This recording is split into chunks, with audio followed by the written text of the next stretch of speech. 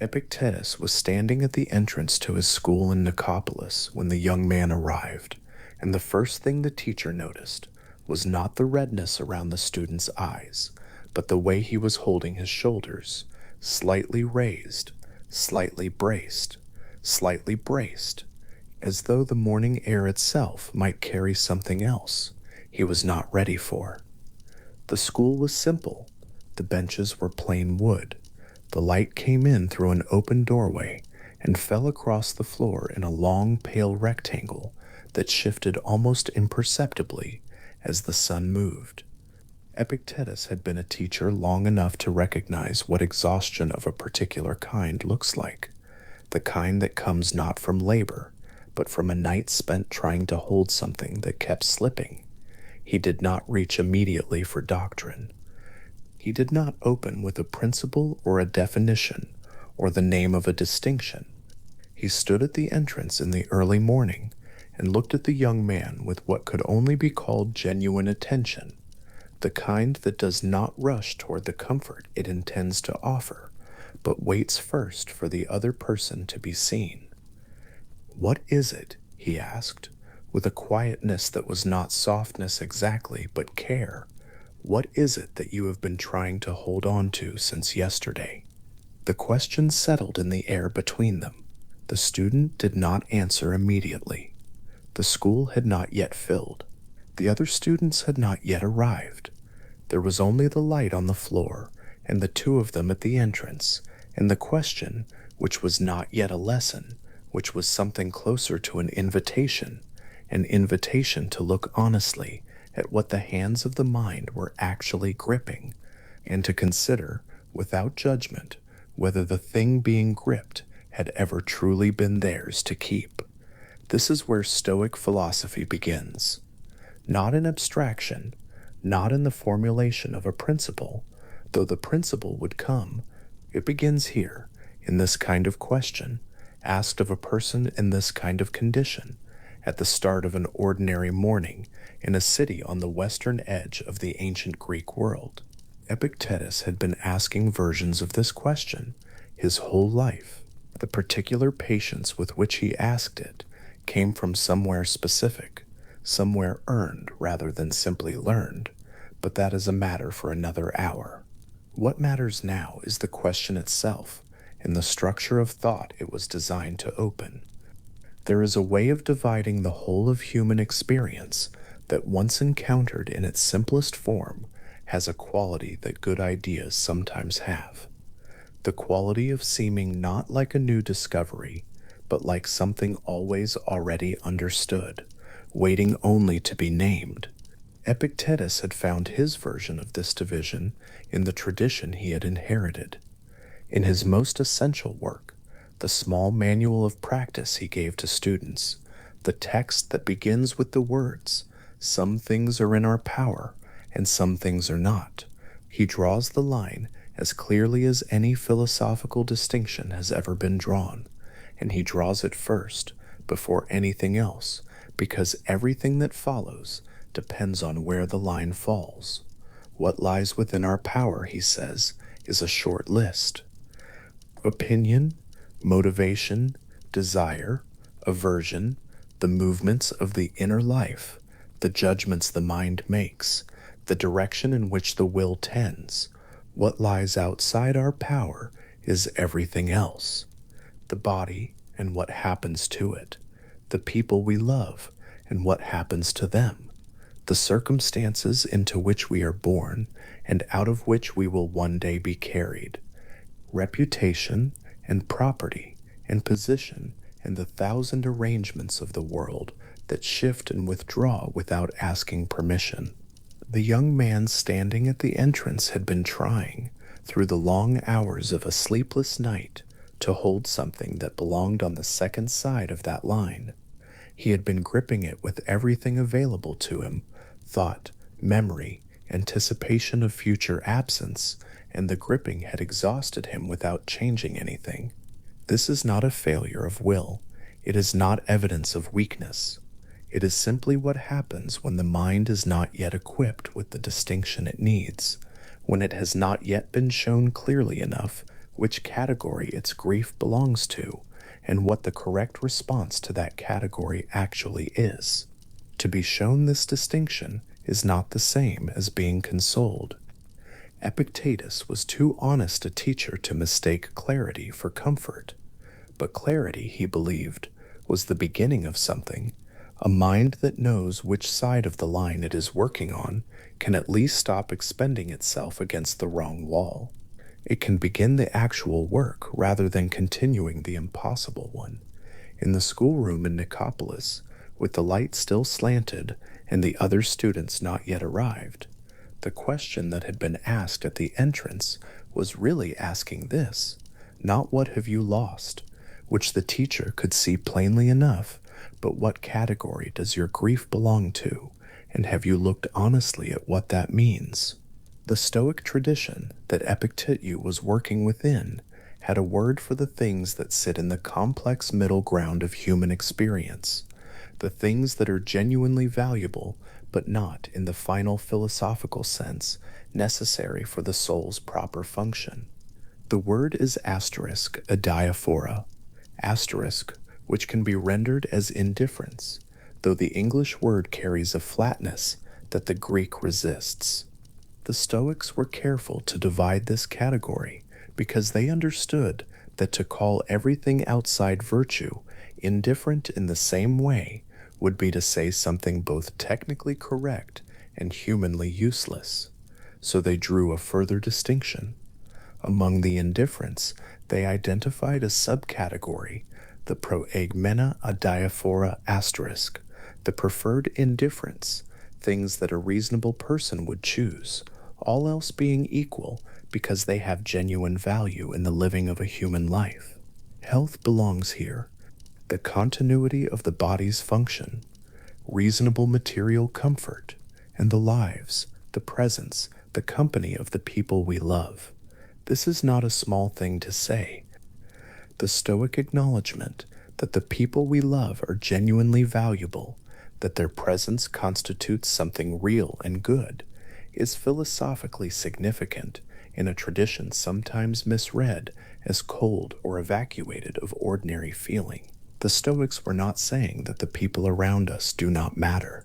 They were saying something more precise, something harder, and also more useful, that the loss of a preferred indifferent, however real and however significant, does not diminish the one essential thing the soul possesses, which is its capacity for virtue, for reason, for living well according to its nature. What the soul has that cannot be taken from it is not a comfort offered in the face of loss. It is a structural claim about what the soul is, and the structural claim has a consequence that matters for grief. The consequence that grief, however honestly felt, does not establish that something essential has been destroyed. What has been lost is real. What remains is also real.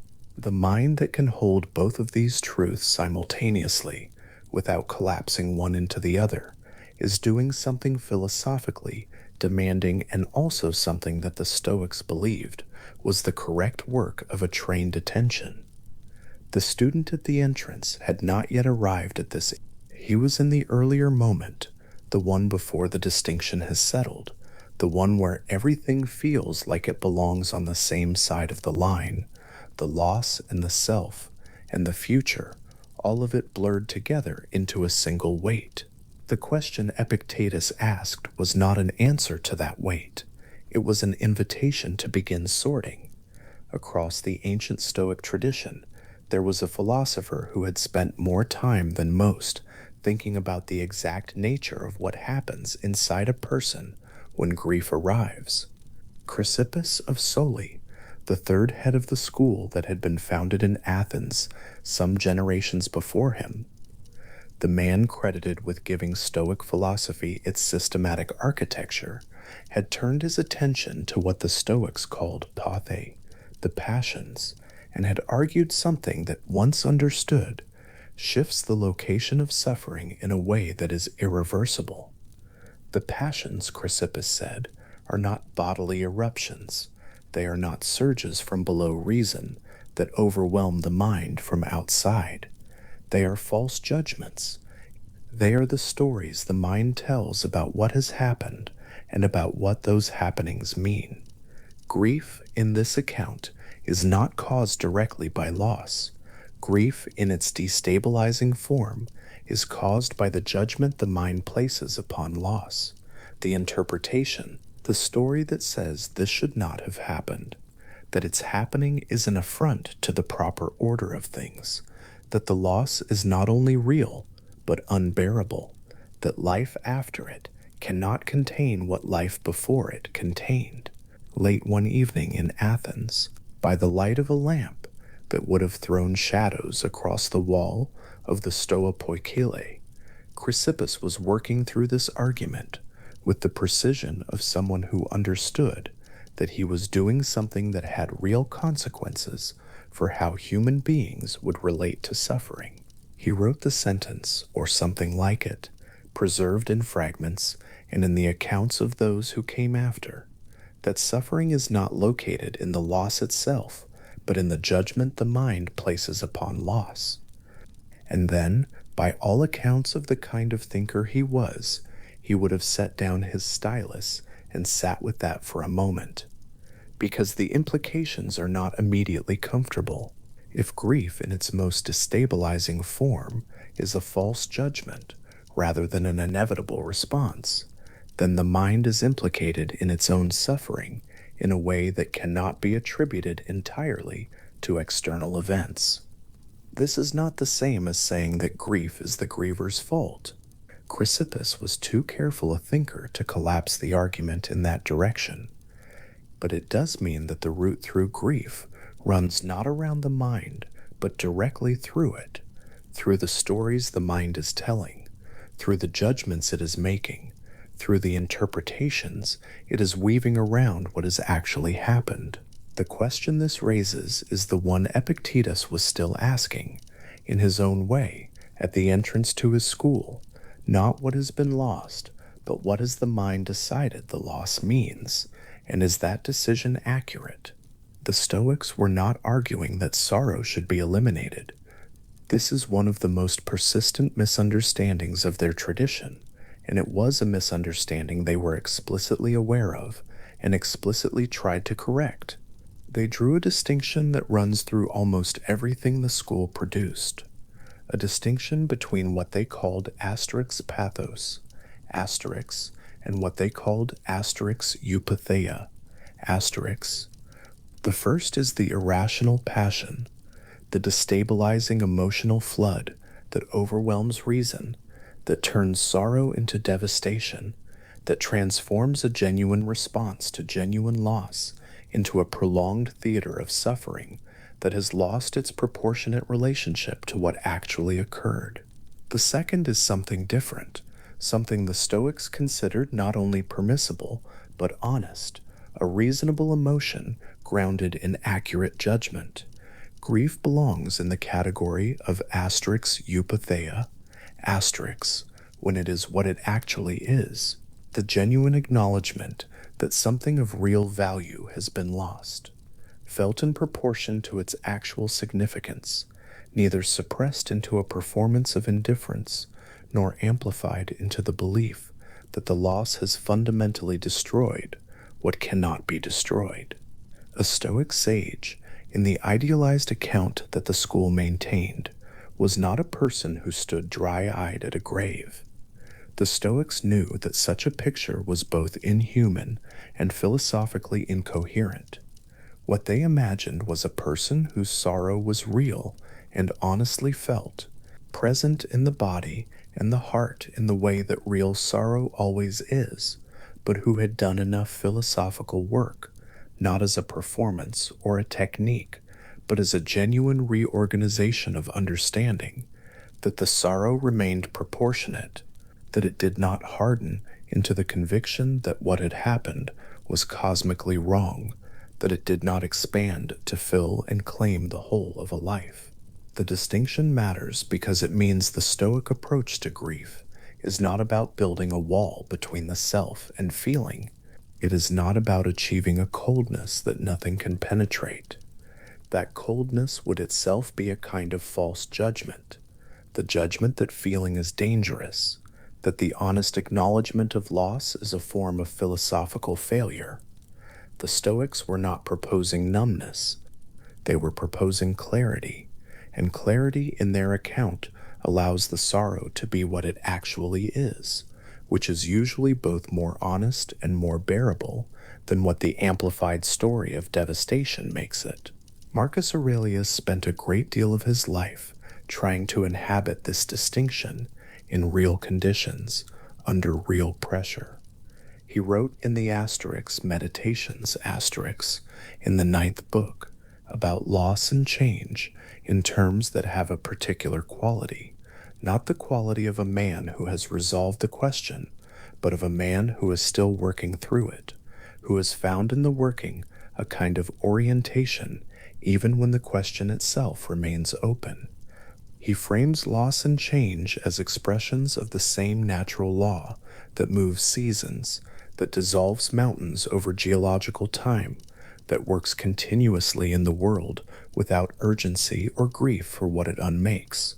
One evening during a military campaign along the Danube, a campaign that had already taken years and had taken other things besides years, he stopped walking at dusk and watched the sky change color over the plain. The light that came before dark along that horizon had a quality of slowing, a quality that the Stoics of his tradition had written about in terms of natural processes completing themselves in proper time. In that moment, by the account of a mind that left extensive traces in a private notebook, Marcus was holding simultaneously the beauty of what was passing and the absolute certainty that it would pass, not as a conflict between two incompatible awarenesses, but as a single unified perception of a thing that was both beautiful and impermanent, with the impermanence being part of, not in opposition to, the beauty. This is not a consolation in any sentimental sense.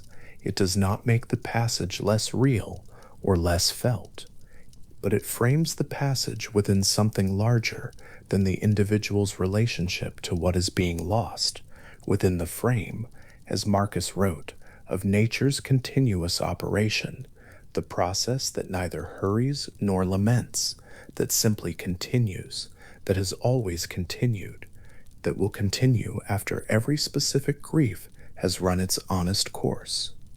To understand grief within this frame is not to diminish it, it is to locate it correctly, to understand where it sits within the larger structure of things, to recognize that what has happened is not an aberration in the order of the world, but an expression of it. This does not make the loss smaller, but it does something to the quality of the experience, something that is difficult to name and easy to misname as indifference, but is in fact a kind of companionship, the feeling of being inside a process rather than abandoned by it. The teacher at a Stoic school, not necessarily in Nicopolis, not on any particular day, but in the general practice of the tradition, would sometimes take up a wax tablet and draw a single line across it. On one side, the phrase that Epictetus had made central to his teaching, asterisk epimi, heminflaimkli, within our power. On the other side, asterisk uk if he, hemin, not within our power. And then the teacher would sit quietly and let the students consider where on that line their current occupation fell, where the thing they were gripping with the most effort actually belonged. This exercise was not an intellectual game. The wax tablet was not an abstraction. The line it contained was being drawn in conditions of real lives, real losses, real sleepless nights. Students came to Epictetus and to teachers like him not because they were interested in philosophy as a leisure pursuit, but because they were in actual difficulty and had heard that this tradition had something to say to people in actual difficulty.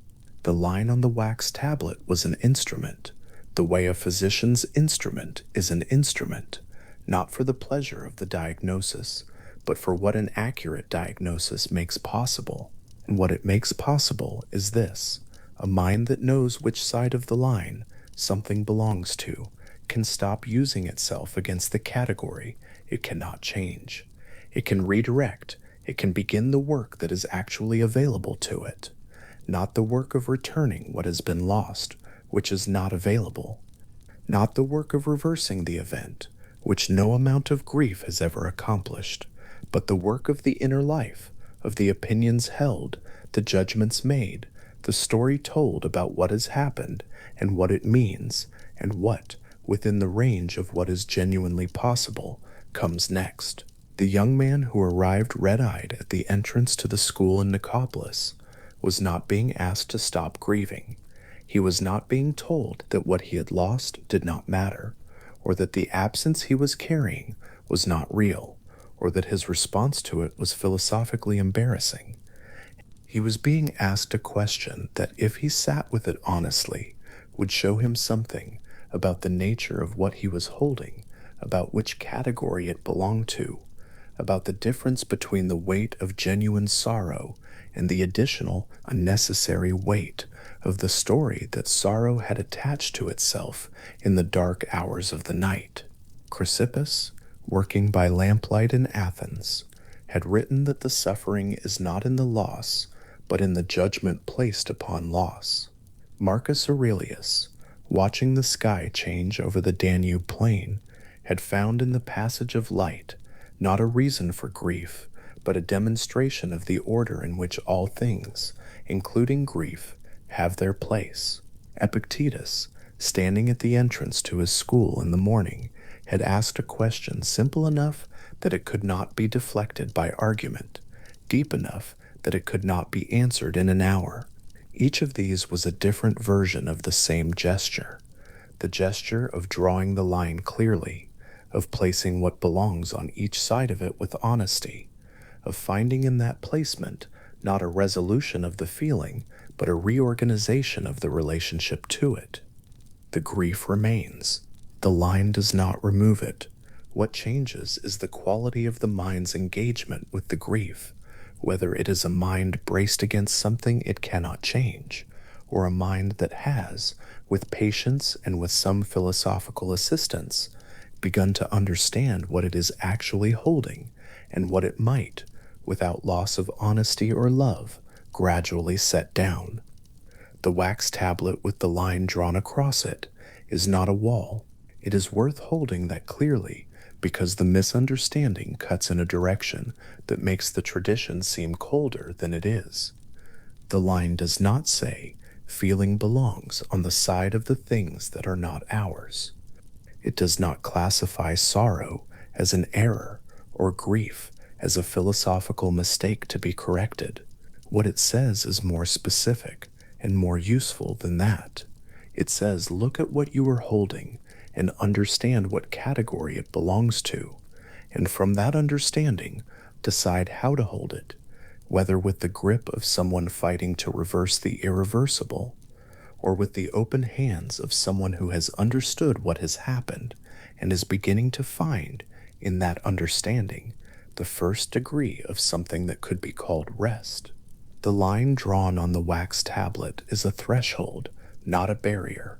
A mind can stand at a threshold in stillness. It can look to both sides without being required to choose one completely. The grief belongs, in its Stoic framing, to the category of what is not within our power. The death has occurred.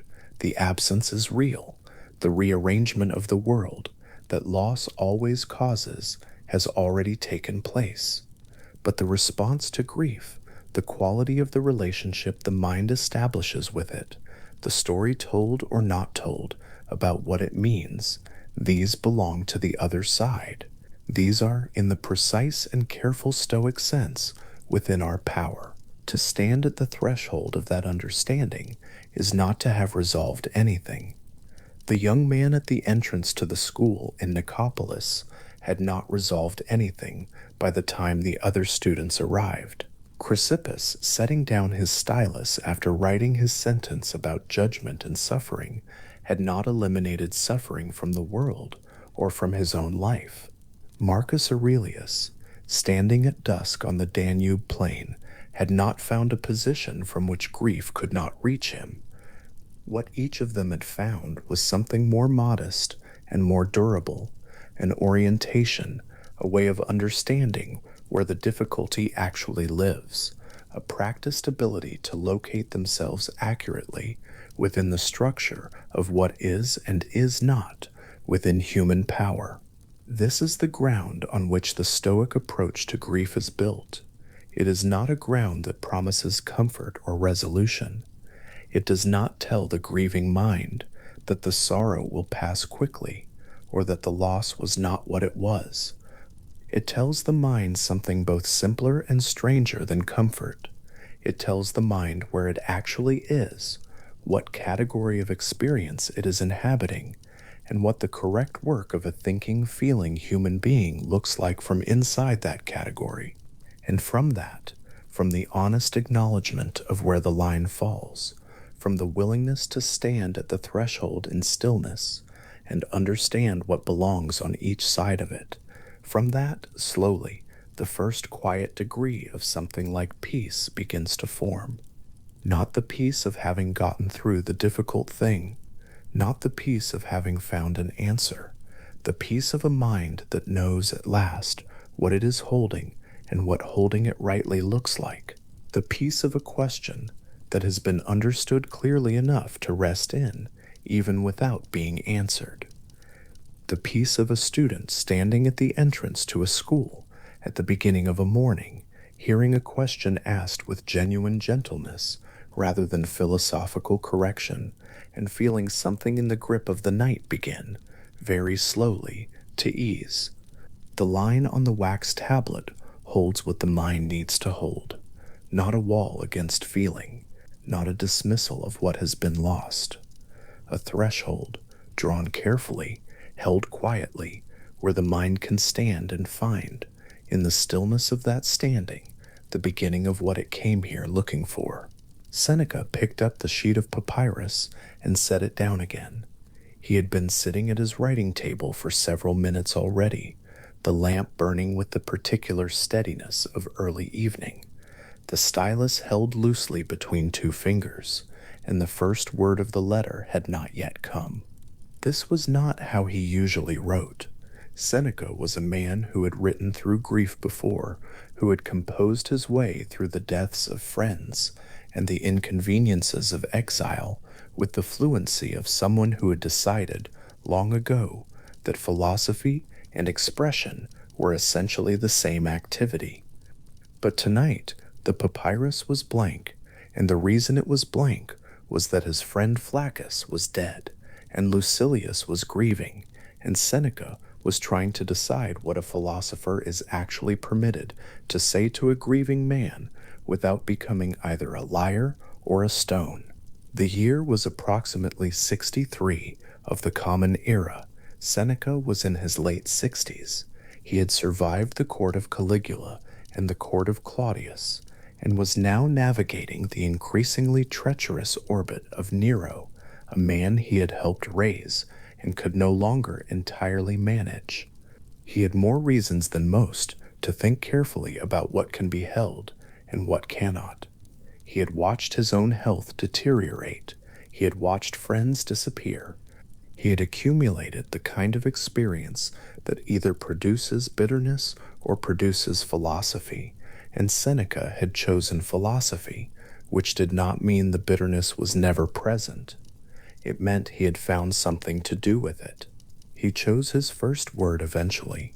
The letter to Lucilius that began that evening would become what scholars now call Letter 63 of the asterisk, Epistula, Moralis asterisk, and it would open not with the distance of doctrine, but with the frank acknowledgement that he had loved Flaccus too, that the loss was shared, that philosophy's job in this moment was not to instruct, but to accompany. He wrote it with the particular concentration of a man who understood that tone was a form of argument. The wrong tone, too elevated, too serene, too quick to reach for consolation, would be a kind of lie, and Seneca was careful about lies, more careful than he sometimes appeared. The right tone was warmer than doctrine, more honest than comfort, and harder to find than either. What he arrived at was a distinction, not a wall between grief and equanimity, but a distinction between two different ways of grieving, one that honors what has been lost, and one that has ceased, without the griever quite noticing, to be about the lost person at all. Grief that keeps returning to the specific qualities of the person, to the weight of their particular presence, to the exact texture of what is now absent. This kind of grief, Seneca wrote, is the natural and legitimate response of a mind that loved well. It is a form of tribute, but grief that has grown past a certain point, that has become so expansive and so self-sustaining that it circles inward rather than outward, that feeds on itself rather than on the true memory of the beloved. This, he argued, has quietly become something else. Not love for the departed, a performance of loss directed at the griever themselves. He was not harsh about this. He knew it happened. He suspected it was happening to Lucilius. He wrote as someone who had watched it happen in himself. The proper tribute to a lost friend, Seneca told Lucilius, was not the duration of tears. It was the quality of the life lived afterward, a life conducted with the values the friend embodied, with the attention the friend deserved, with the honesty that friendship at its best had always demanded. To grieve well in Seneca's framework was to carry the person forward into the shape of a continued life, rather than to stop the life at the point of their departure. He set this down carefully, knowing it was easier to write than to live. He wrote it anyway. The lamp had burned lower by the time he set the stylus down for the night. Outside his house near Rome, the city continued its noise at the middle distance. Seneca sat for a while in the quiet, which was not complete, but was sufficient, and he may have thought about Flaccus, or he may have thought about Lucilius, or he may have thought about the letter he had just written, and whether it had managed what he had hoped it would manage. These three concerns were not separate.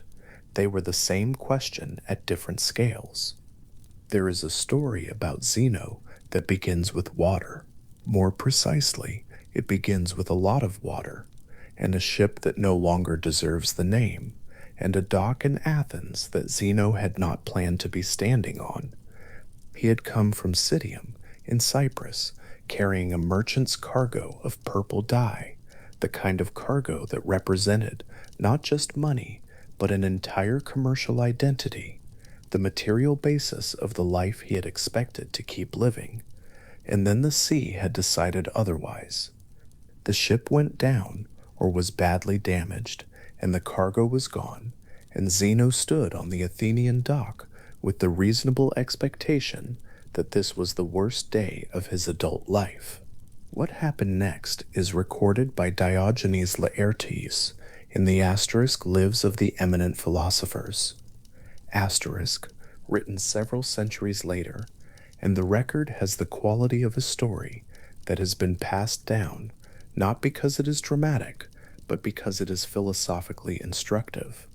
Zeno, standing on that dock, soaking and commercial lifeless, made his way into Athens. At some point, scholars differ on the exact sequence. He entered a bookseller's shop and encountered a text of Xenophon's Memorabilia, the account of Socrates' life and teaching. He read it standing there, in the shop, and asked the bookseller where men like this could be found. The bookseller pointed, and there outside was a philosopher named Crates walking past, and Zeno followed him, and the history of philosophy was quietly redirected. What makes this story worth holding is not the convenient metaphor of shipwreck and philosophical rescue.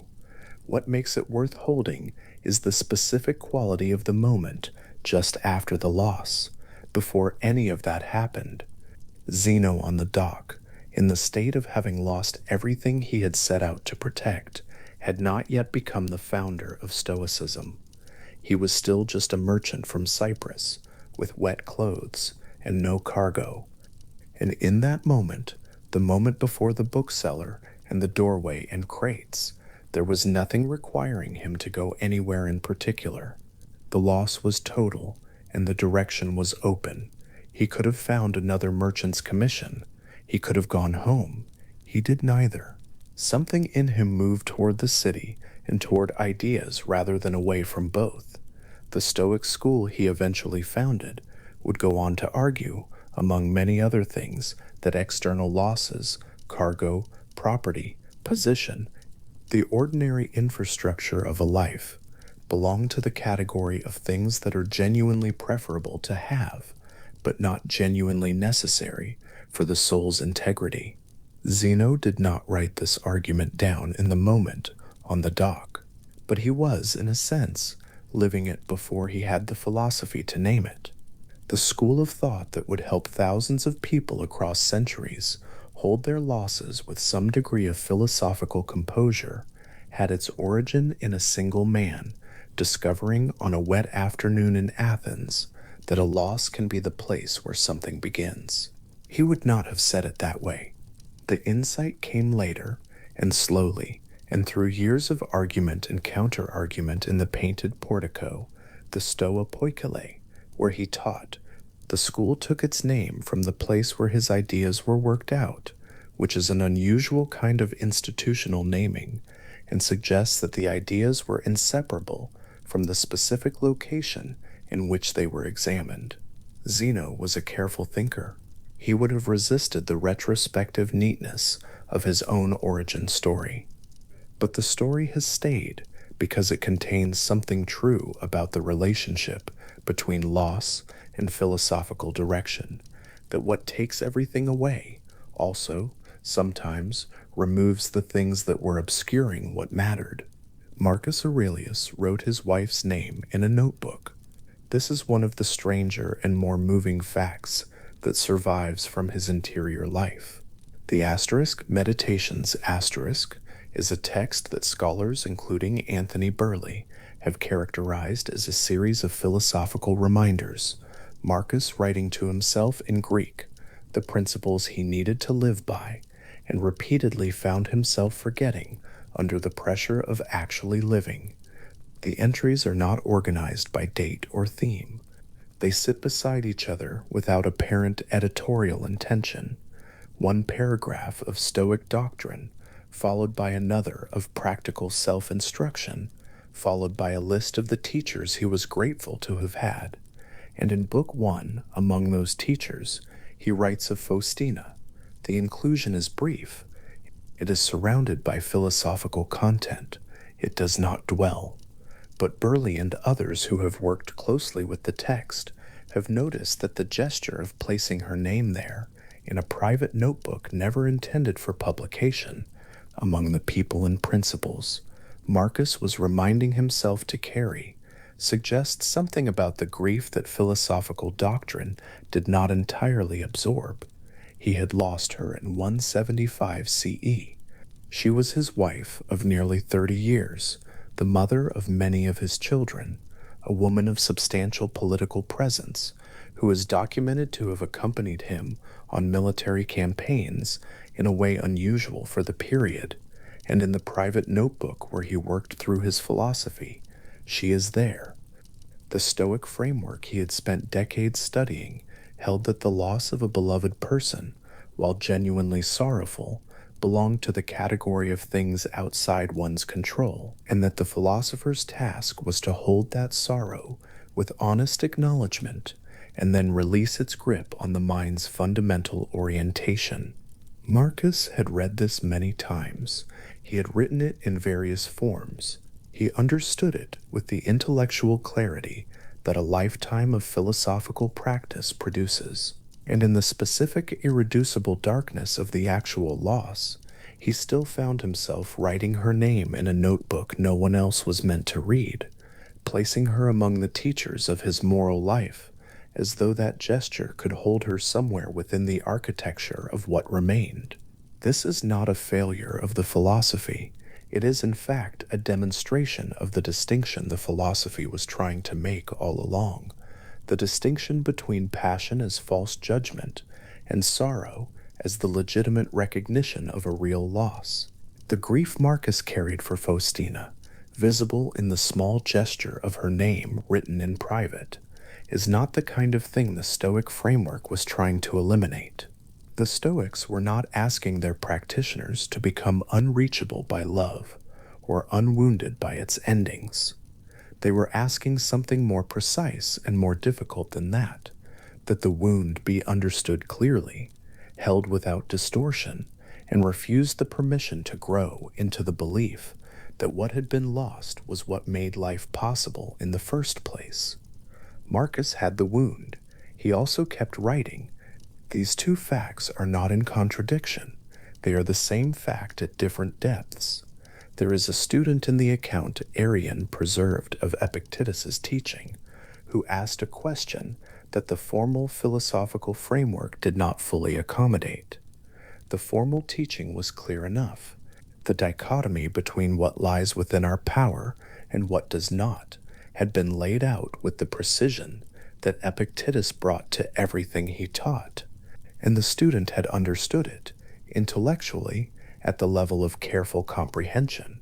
But then someone had died, and the student came back to the school not to argue with the doctrine, but to ask in a quieter register than the lecture hall required how the dichotomy was supposed to help when the loss was not a philosophical exercise, but an actual, recent, physical fact. Epictetus paused before answering.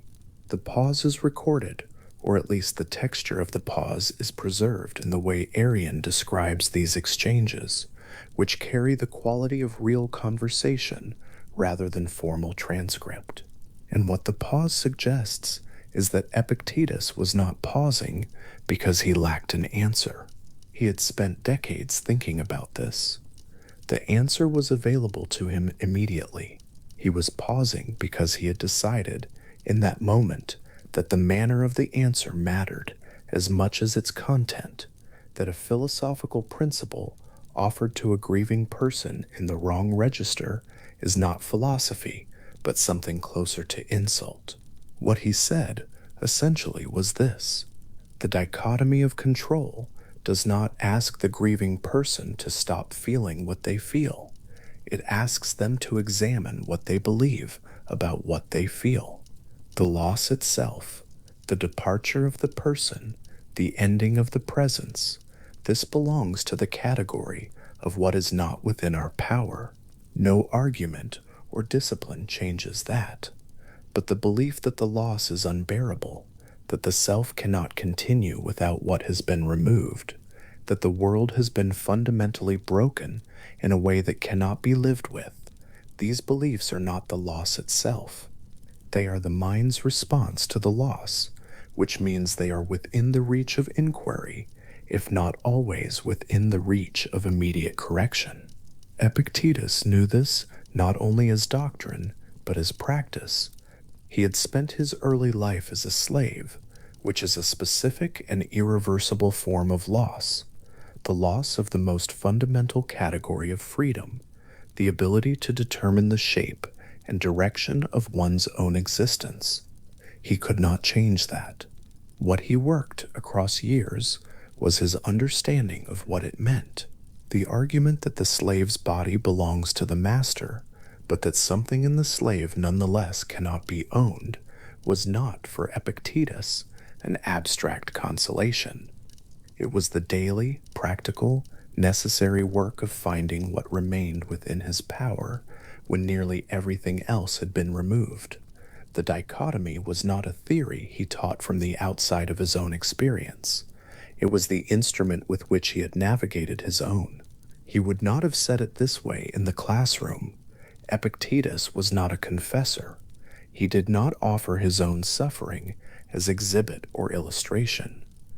The teaching stood on its own terms, but the student sitting across from him, asking how the philosophy was supposed to help in an actual loss, was sitting across from a man who had required the philosophy to help with losses far less hypothetical than most of his listeners had faced.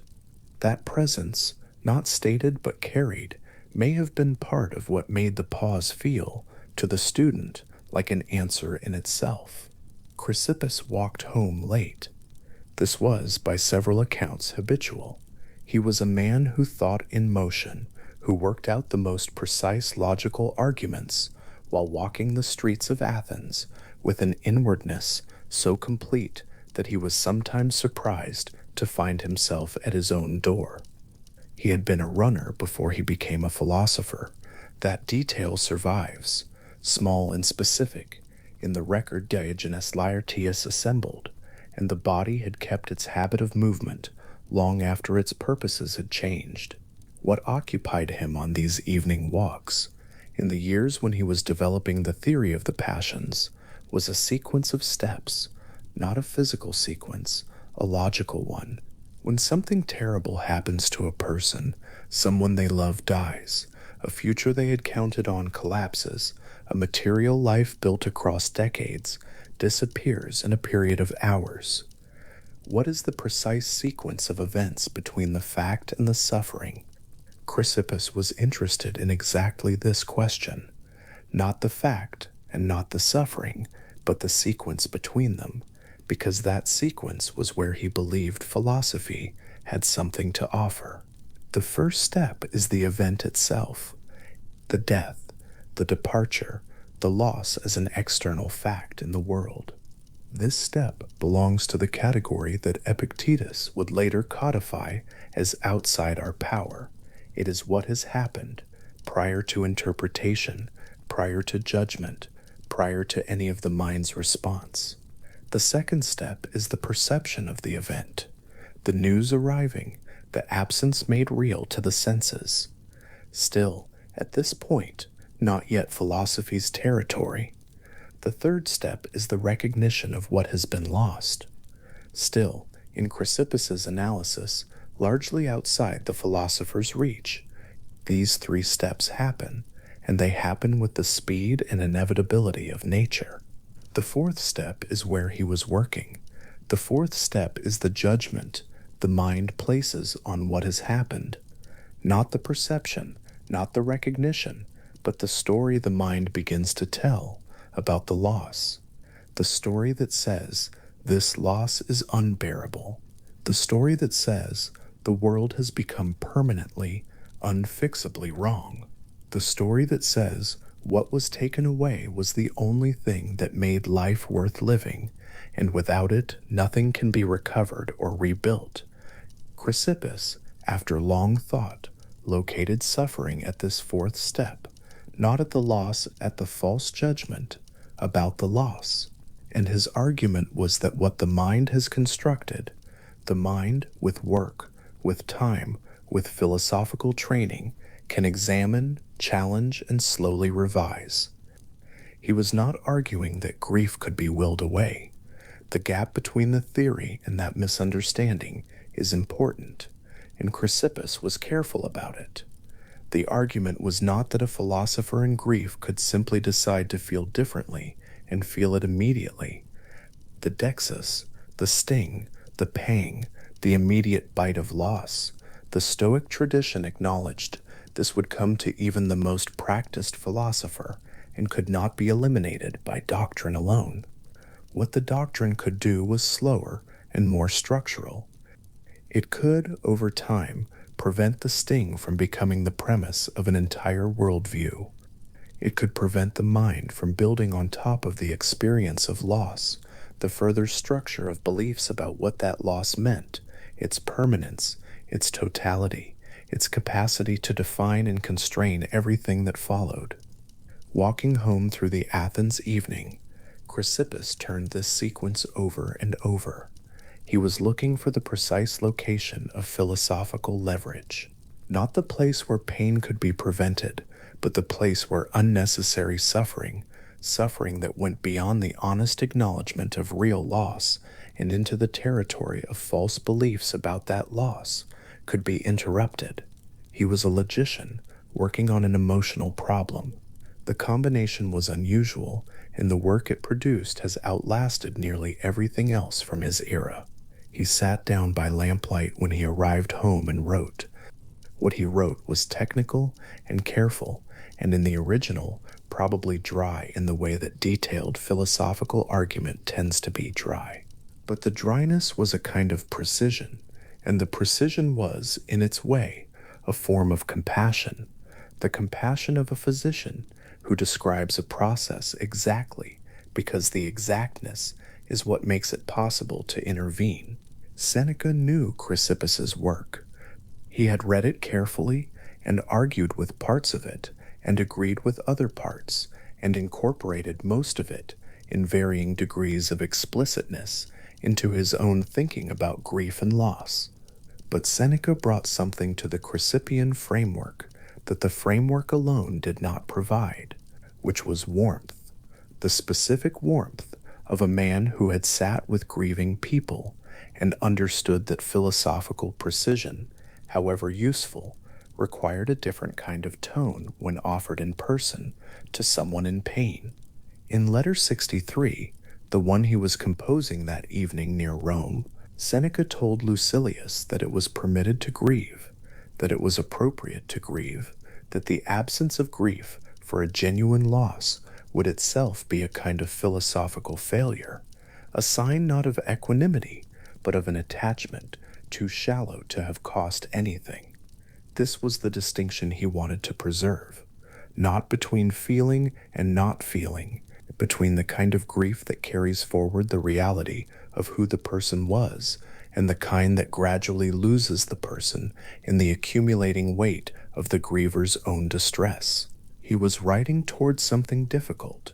He was writing toward the argument that a genuine philosopher, not a stone, not a performance of composure, but a person who has actually worked through these questions over years, could carry both things at once, real sorrow and real steadiness, that these were not opposites requiring a choice, but two different registers of the same clear-eyed understanding. The sorrow was honest acknowledgment of what the loss was. The steadiness was honest acknowledgment of what the loss was not. And between those two acknowledgments, held together without forcing them to resolve into each other, was something that looked like, and in fact was, the Stoic practice of reasonable emotion.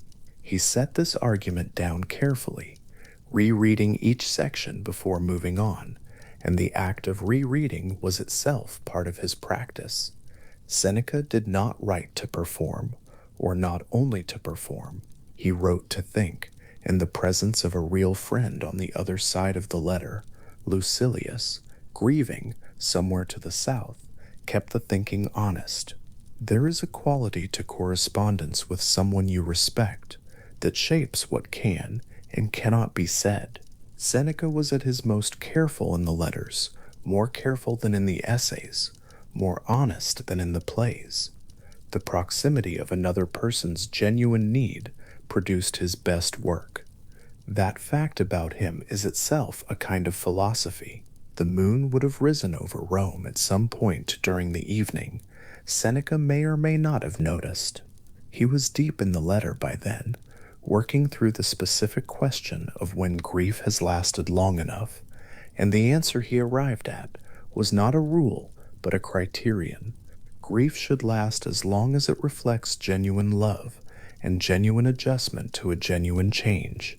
When it begins to persist beyond those grounds, when it continues not because the loss is still being honestly processed, but because the griever has, without noticing, made grief a permanent feature of their identity, something has shifted, not in the loss, which does not change, in the relation to it. He wrote this down and then sat with it, because it was the kind of argument that required sitting with. He had no interest in telling Lucilius to stop grieving at a specific time. The Stoic position was not that grief should be brief. It was that grief should be honest, which sometimes meant it lasted a very long time, as long as the love it was measuring was real, and the adjustment it was requiring was genuinely hard. What it should not become was indefinite by default. Grief maintained not because the honest work of it was still underway, but because the alternative of living past the loss and into whatever came next had come to seem like a kind of betrayal. Seneca understood this temptation. He had felt it. He wrote about it in a letter rather than a treatise, because the personal register was the only one in which the understanding he was trying to convey could travel accurately. A treatise on grief would have produced correct arguments. The letter to Lucilius produced something a person in grief could actually receive. There is a quality to the evening in that household near Rome that is difficult to name, but easy to feel. The lamp burning, the papyrus accumulating. Outside, the city going about its business at the indifferent distance that cities always maintain from private sorrow, and Seneca at the center of it, writing as though the writing were the thing, not the letter, not the doctrine, not the impression made on Lucilius, but the act of trying, with philosophy and honesty and warmth in the same sentence, to be useful to someone in pain. This was his version of the Stoic life. Not serene, not above the fray of ordinary emotion, but equipped. The difference between Seneca writing to Lucilius and Lucilius alone with his grief was not that Seneca had escaped loss. It was that Seneca had spent decades building a relationship with loss, examining it with the tools that philosophy provides, and arriving at a place from which the examination could be offered to someone else without condescension and without false comfort. What he offered was company, the company of a man who had thought carefully about something difficult, and who understood, in addition to thinking carefully, that what Lucilius needed was not primarily to be taught. Zeno on the dock is a different kind of image. Zeno does not offer company. He is alone with the fact of what has just happened, and no one is writing to him, and the philosophy that will eventually give this moment a framework has not yet been developed, because he is the one who will develop it. He is standing in the record at a moment of total openness, the openness of a life from which the expected continuation has been removed. The docks of Athens would have been loud during the day, full of the noise of commerce and arrival and departure. At the specific moment the story describes, after the ship, after the cargo, after the initial shock of the loss, the noise would have continued around him. The city did not pause. The harbor did not go quiet out of respect for his particular difficulty. And in that ongoing ordinary noise, with everything materially changed and the shape of the next hour genuinely unclear, something in Zeno moved in a direction that was not determined by what had just been taken. That movement is not the argument. The argument came later, refined over years in the Stoa Poikile, with students and interlocutors, and the accumulated intelligence of a philosophical tradition he was helping to found. But the movement itself, the fact that the loss had not determined the direction, that the mind had retained some fundamental freedom of orientation, even in the immediate aftermath of a material collapse, this is the thing the later argument would try to articulate, and how that what the loss removed was genuinely valuable, genuinely preferred, genuinely mourned, and that it had not, in the removing, taken the part of the person that could still choose what to walk toward. The bookseller's shop is a small space in a large city on a large afternoon. The text Zeno picked up was about Socrates, which is to say, it was about a man who had built an entire philosophical life around the conviction that what can be taken from a person and what cannot are not the same category. Zeno stood in that shop and read, and the city continued outside, and the harbor was still there with its evidence of loss, and Zeno's philosophical future was still entirely unrealized, existing only as a potential in the movement he had already made, the movement toward something rather than away from everything. When he stepped back out and followed crates up the hill toward the city. The harbor was behind him, not erased, not resolved, simply no longer the direction he was facing. That moment, neither the loss nor the beginning, but the still suspended second between them, where what has ended completely, and what is beginning does not yet know its own shape, is the moment that carries something true about what philosophy, at its most honest, has always been trying to say about loss. Not that loss leads somewhere better, not that suffering is secretly good, but that the capacity to take the next step, and the one after, and the one after that, is not among the things that loss can permanently remove. That this capacity is older than any particular grief and will persist beyond it, and that the persistence is not a betrayal of what was lost, but the continued living of the life that loved it. Seneca finished his letter. He set the stylus down beside the lamp and let the ink dry in the evening air. He would send it in the morning. For now it was enough that it existed, the argument made, the tone held, the love of Flaccus present in every careful sentence, honored not by its duration, but by the precision with which Seneca had tried to understand it. The lamp continued to burn. The city outside continued its noise. Somewhere to the south, Lucilius had not yet read the letter that was coming for him, and in the meantime he was carrying his grief in whatever way he was carrying it, which is to say alone with it, which is how grief always arrives first, before philosophy, before company, before any of the wisdom that other people eventually bring. The letter would reach him, the philosophy would meet him where he was. But tonight, in Rome, Seneca had done what he could do, which was to try honestly, with the full attention of a long-considered practice, to be of use.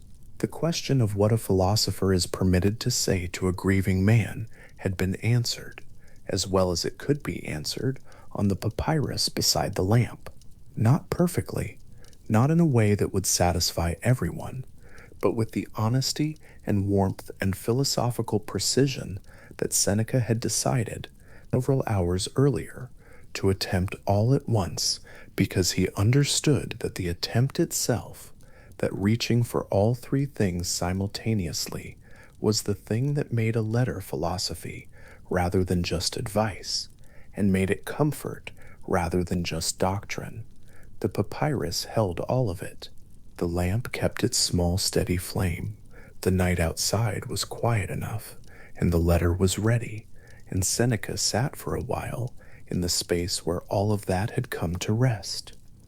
Seneca is in his garden before the sun has fully cleared the horizon, a stylus in his hand and a fresh sheet of papyrus across his knees, composing a letter to Lucilius that he has not yet found the first word for.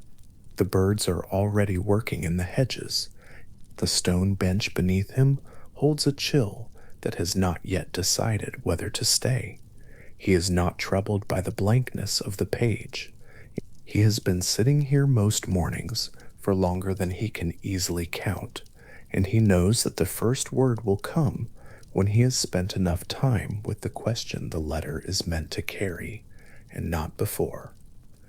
The question this morning concerns loss, not the loss itself. Seneca has watched enough of life go by to know that loss does not require philosophical attention at the moment it arrives. At the moment it arrives, it requires only presence, only the quiet willingness to receive what is already happening without reaching past it toward explanation. What requires attention, what he brings to this garden each morning with the deliberate unhurriedness of a craftsman carrying his tools to the bench, is the question of preparation, of whether a mind that has lived honestly with the thought of loss can arrive at the thing itself and find its faculties not shattered, but intact, not blind, but clear, ready to grieve without being destroyed by grief. He writes, finally, not the first word, but the first image. He writes about arriving at an imagined morning the way a surgeon might approach a procedure, not with fear, not with desire for the outcome to be different than it is, but with everything already understood in advance, the instruments laid out, the hands steady, the attention full and unafraid. The Stoics had a name for what he was practicing. They called it premeditatio malorum, the premeditation of evils, and the name in Latin sits somewhere between clinical and honest. Premeditation. The word belongs to the vocabulary of intention, of something done deliberately in advance rather than something that happens to a person against their will. Seneca is doing something on purpose this morning. He is imagining the departure of someone he loves, not in the register of grief, not rehearsing the particular quality of anguish. That is not the work. The work is to hold the fact of impermanence clearly and without flinching, so that the fact itself becomes familiar rather than alien, so that when impermanence arrives in its specific and irreversible form, it does not find a mind that has refused to look at it. He writes steadily. The garden is still cold. The sky above the hedges is moving through the particular sequence of colors it moves through at this hour every morning, and Seneca has noticed it most mornings. And each morning it is slightly different because the light is never exactly the same twice. And this, too, is part of what he is thinking about. Each morning the sky makes its argument. Nothing holds still. The argument is not made in words, but it is made with complete consistency. And the philosopher in his garden, stylus moving across the papyrus, has been listening to it for long enough that it has become something very close to comfort. There is a passage in one of his letters where he describes the practice precisely, that the person who has imagined the worst in calm philosophical reflection is not someone living in permanent anticipatory suffering, but someone who has moved the worst from the category of the unthinkable into the category of the known. The unthinkable, when it finally arrives, shatters because the mind has no structure to receive it, no frame already in place, no prior acquaintance with the shape of the thing. The known, even when it is terrible, arrives into a space the mind has already cleared. The grief is real. The grief is not diminished. But the mind is upright, functional, capable of holding the loss with the honesty it deserves, rather than collapsing under the weight of a thing it was never willing to consider. Seneca sets the stylus down for a moment and holds his hands in his lap, open, palms facing the brightening sky. There is nothing easy about what he is asking of a mind. He knows this. He is not writing to Lucilius as someone who has perfected the practice, who rises each morning and conducts his philosophical exercises with the ease of a man brushing dust from his coat. He is writing as someone who has found the practice genuinely useful, genuinely steadying, while knowing that its difficulty is real and its maintenance is daily, and that there is no morning when the stone bench does not require him to return to it again and begin again from the same place he began yesterday. What makes the practice possible? What makes it something other than a daily exercise in manufactured dread is the distinction it rests on. Imagining a loss is not the same as grieving it in advance. The practice is not an early withdrawal of sorrow from a fund that will need to be replenished when the actual loss arrives. It is something closer to what a cartographer does, rendering the territory accurately, so that the person who enters it can orient themselves, can find north, can move through the landscape without the additional suffering of being lost in it. The grief, when it comes, will be what it is. The practice does nothing to change that. What it changes is the condition of the mind that grief enters. Marcus Aurelius understood this at the level of a practice he returned to so regularly that it became, over the years, indistinguishable from the way he thought about everything. In the notebooks he kept during his military campaigns, written in Greek in the small hours of the night, for no audience but himself, he returned again and again to the question of what it meant to hold something beloved, while also holding the knowledge that it was going. He was not working toward a position. He had the position. What he was doing in each entry that touched on impermanence was pressing the position 1 degree more deeply into the structure of the way he actually thought, so that when a specific and irreversible morning came, the philosophy would be there, not as a resource he needed to remember to consult, but as the shape of his mind itself. In the fourth book of those notebooks, he writes about the regular contemplation of mortality, not as an exercise in morbidity, but as a discipline of attention. The specific argument he makes is careful and worth following to its conclusion. He does not argue that everything passes and therefore nothing matters. That would be a different argument, and a crueler one, and not his. He argues instead that the awareness of passing is precisely what transforms the ordinary into something irreplaceable. The face across the dinner table, the quality of afternoon light through a particular window, the sound of a specific voice in the courtyard below. Without the awareness of impermanence, these things accumulate into background. They are present, the way the bench is present, the way the walls are present, noticed when they change, invisible when they do not. The contemplation of mortality reverses this. It is not the awareness of departure that diminishes these things. It is the awareness of departure that finally, fully, allows them to be seen. He does not write this in a register of celebration. Marcus Aurelius, in his notebooks, does not celebrate. He observes, and the observation is made with the kind of attention that belongs to someone who has lived long enough to know what it costs to pay it. What the mortality contemplation produces in his writing is not joy, exactly. The word that comes closest is presence, a quality of being fully arrived in the specific moment, the specific face, the specific voice, because the mind is not postponing its attention until a time of greater convenience, is not assuming the face will be there tomorrow, and the day after, and the day after that, in which case there is no urgency, in which case the full weight of attention can wait. The attention cannot wait. This is the practical consequence of the asterisk memento mori.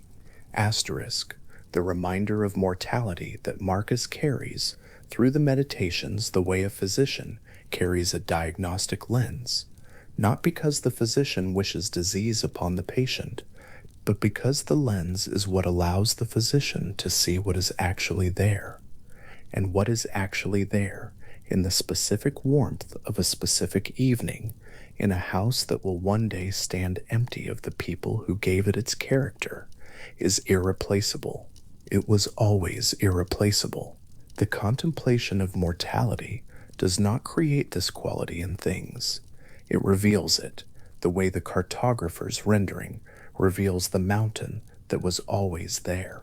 Seneca returns to this from a different angle, and the angle is worth considering on its own terms. In one of his letters, written in a particular register that is neither purely philosophical nor purely personal, but moves between the two the way a good letter always does, he uses the image of a theatrical performance to approach the question of a life cut short. The argument is that a play performed well in 3 acts is not a diminished play. It is not an incomplete play waiting for its missing act. It is a play. Its completeness is a function of the quality of what occurred within it, not of the quantity of its scenes. A 4th act added out of obligation, out of mere duration, would not improve it. It might, he suggests, make it worse. The argument is about value. It is an argument that value lies in the character of what happens, rather than in the span of time across which it happens. A life, or a friendship, or a love, or a conversation can be whole and entire in itself without requiring the additional vindication of having lasted a long time. The loss of something short is not a greater loss than the loss of something long. What is lost is the same thing in both cases, the specific and unrepeatable quality of this particular life, this particular presence, this particular voice in the courtyard. Duration is not what made it irreplaceable. Duration is not what is mourned. He was not writing this hypothetically. By the time Seneca composed this argument in its clearest form, he had been living under the reign of Nero for long enough to understand that his own philosophical framework was also his survival. He composed the theatrical analogy with the specific, unhurried concentration of a man who was not constructing a thought experiment, but building a house he intended to live in. The philosophy of completeness, the argument that a life need not be long to be whole, was the philosophy in which he intended to die, when that morning came, as it eventually did. The argument is not abstract in his letters. It has the quality of something load-bearing. What the Stoics were careful to separate in their treatment of these contemplations was the philosophical category of one's own death from the philosophical category of grief for another's. These are not the same, and they require different approaches, and confusing them produces arguments that do not quite fit either. The fear of one's own death, for the Stoics, was primarily a matter of self-understanding. To fear one's own death was to misunderstand what one is. It was to believe that the self is the kind of thing that can be harmed by the ending of experience, that there is a self remaining on the other side of the ending to suffer the loss. This is the argument Seneca makes in multiple letters with the patience of someone who knows the reader will resist it. He makes it without contempt for the resistance. He knows that the argument is correct, and that correct arguments must be returned to many times before they settle into the place where they become livable, rather than merely logical. Grief for the death of another is different in kind. The Stoics did not treat grief for another person's death as a failure of understanding. They treated it as the philosophically legitimate, even necessary recognition that something of genuine value has been removed from the world, a prohagmenon, a diaphoron asterisk, a preferred indifferent of the highest order, a presence that made the surrounding life genuinely better and whose absence makes it genuinely different. The grief is real because the value was real. The measure of the grief is, in a sense, the measure of what was loved, and this is not something to be reduced by philosophy. It is something to be held accurately. What asterisk premeditatio malorum asterisk asks of a person in this specific context is not that they grieve less, but that they grieve more clearly. The practice of imagining the loss before it arrives is not a vaccination against sorrow. It does not produce immunity. It produces something closer to coherence, the capacity to remain a functioning, oriented person within the grief rather than being dissolved by it, because the mind has already begun to understand the shape of the thing and is not meeting it on the actual morning, entirely without acquaintance. A Stoic practitioner lying awake before sleep, not in dread, but in the deliberate quiet of philosophical attention, might spend some of these hours with the question of impermanence, not manufacturing sorrow, not rehearsing the specific devastation of imagined loss, rather holding the fact of impermanence calmly beside the fact of love, and noticing that neither cancels the other, holding both at once, the love and the knowledge that the love is directed at something that will one day be gone, is not comfortable in the way that comfort is usually understood. It does not produce the specific ease of forgetting. What it produces is something more durable, the specific ease of having looked clearly at the thing and found that the looking, after all, does not destroy what is being looked at. The love is still there. The person is still there, across the house or across the city, still entirely themselves, still entirely present, and the awareness of their impermanence does not diminish them. It does the opposite. It makes them, in the specific moment of this specific night, fully visible. Seneca writes in his letter that the person who has practiced imagining the worst does not live in fear. The fear is precisely what the practice dissolves. What the untrained mind does is keep the worst at arm's length, refuse to look at it directly, build a kind of peripheral avoidance around it, arrange the furniture of daily life so that the worst remains just outside the field of attention. And the cost of this arrangement is enormous, though it is so habitual that the cost is rarely noticed. The cost is that the worst retains its power to shatter because it has never been domesticated, never been given a shape, never been moved from the category of the unthinkable into the category of the understood. The practice moves it. Not all the way, the actual loss, when it comes, is always larger than the imagined loss, always more specific, always more irreversible, in ways that imagination cannot quite reach. But the practice closes the distance enough that the mind is not surprised into helplessness. The mind can stand upright. The mind can hold the grief with both hands rather than being knocked flat by it. Marcus Aurelius returns to this question from a perspective that is wider than the single life, wider than the single loss, and this widening is itself part of the practice. In several places in his notebooks, he deliberately expands the frame of time backward through the centuries, inviting himself, in the plain and patient prose of a man reminding himself of something he knows but keeps needing to relearn, to contemplate all those who came before, the great and the obscure alike, the emperors and the philosophers, the households and the markets, the debates and the stoipoikile, the armies that marched and the cities that rose, and the civilizations that dissolved into the ground they were built on. All of it gone, in a complete sense, and yet this is not a source of despair for him.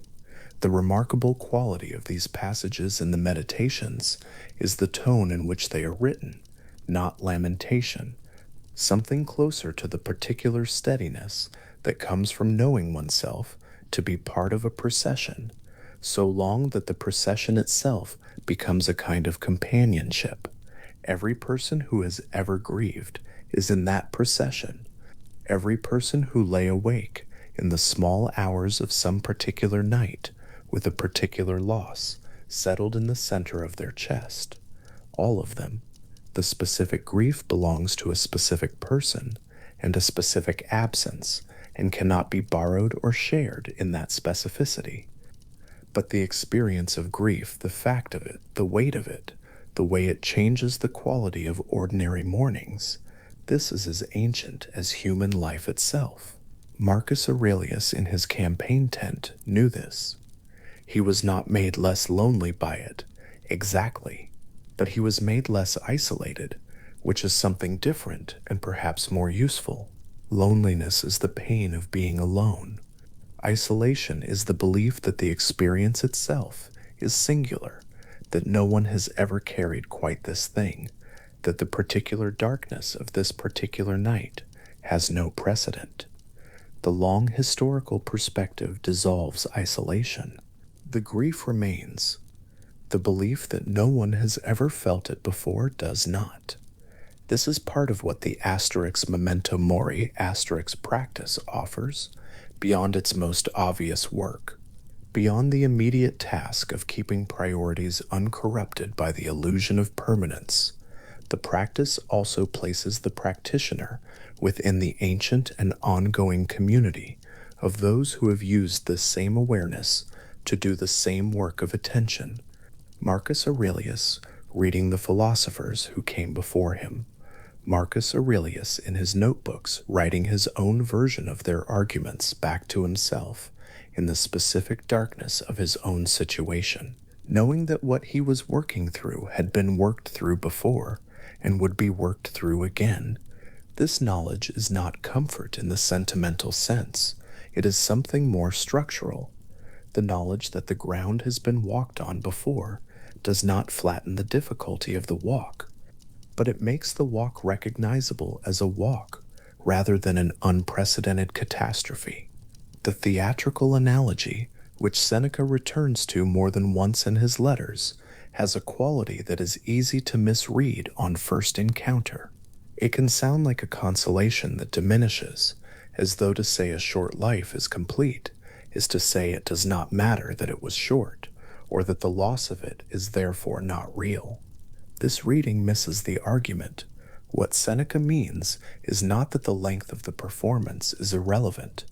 He means that the criterion by which we judge the completeness of a life is not length.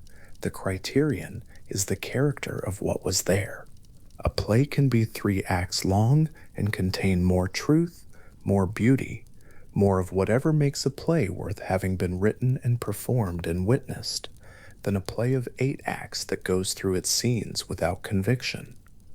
The loss of the 3-act play is not the loss of 5 missing acts.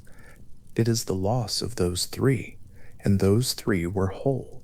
When Seneca is working through this analogy, and there is evidence in the tone of these letters that he is working through it, not simply presenting a position he has already fully occupied. He is not arguing against grief. He is arguing for grief that is proportionate to what is actually being mourned, rather than grief that has been inflated by the addition of a story about what should have been. The story about what should have been, the version in which the person lived longer, in which the friendship extended further, in which there was more time, is a fiction layered on top of the real thing. The real thing is the specific and irreplaceable presence that actually existed. The grief that belongs to the real thing is the appropriate tribute. The grief that belongs to the fiction is an additional weight laid on top of the real grief, and it is this additional weight that the philosophical work is designed to address. This distinction is careful, and for the person in the middle of a loss, difficult to hold without practice. The real grief and the fictional addendum feel like the same thing from the inside. They arrive together and they are not labeled.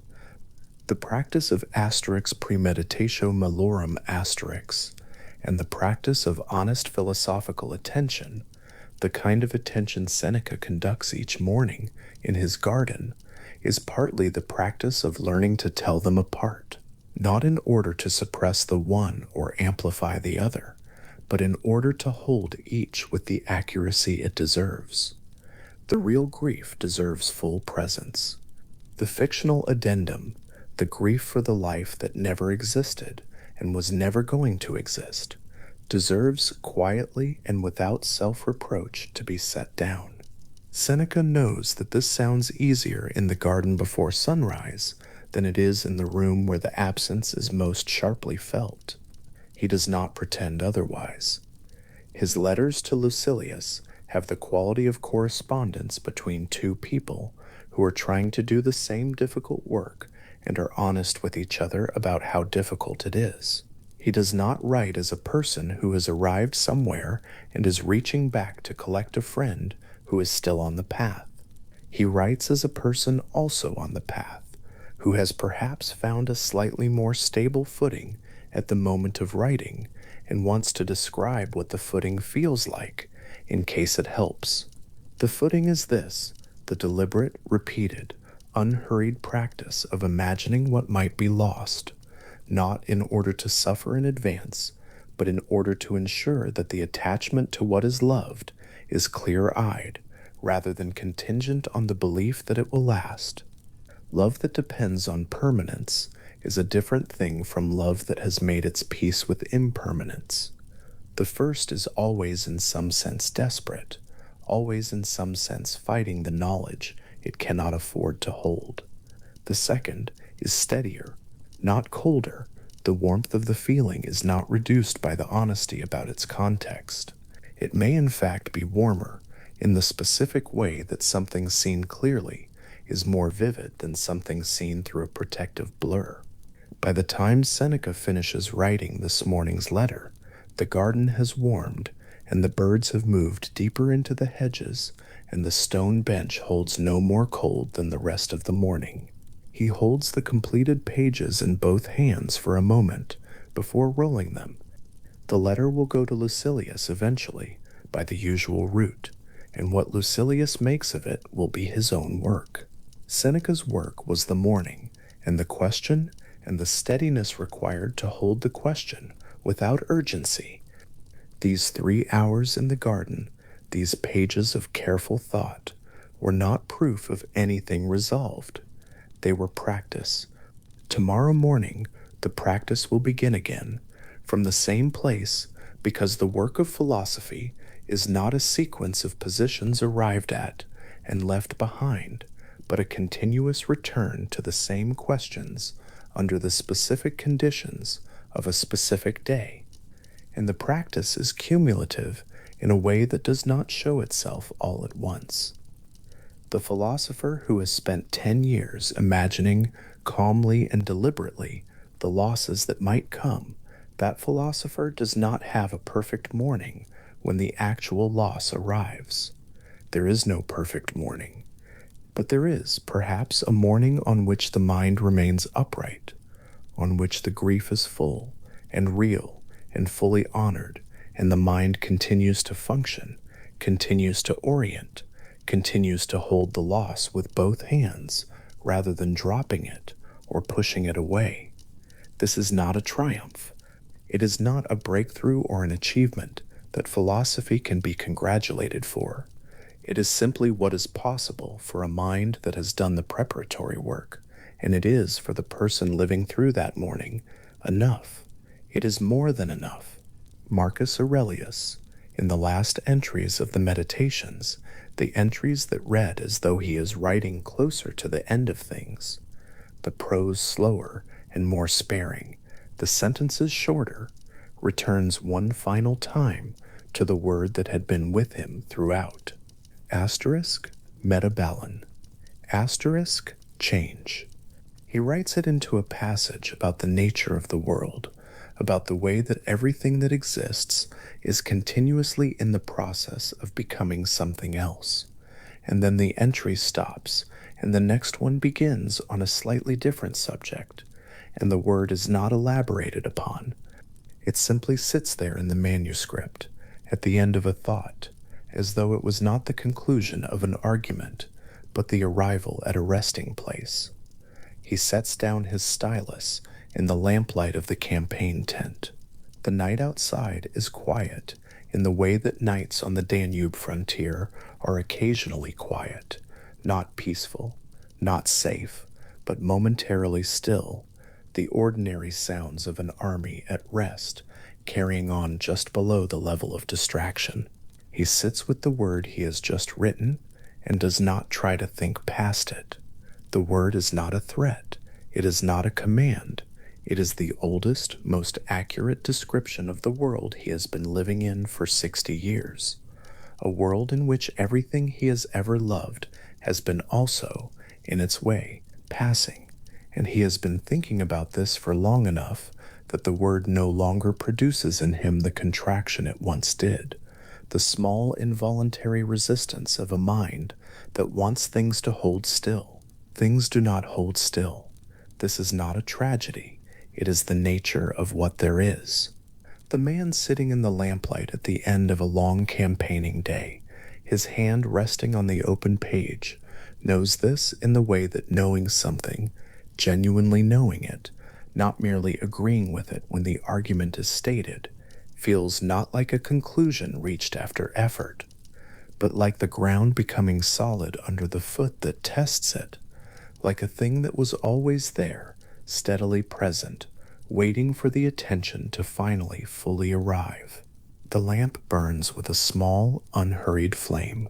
The word asterisk, metabalene, Asterisk sits in the ink on the page.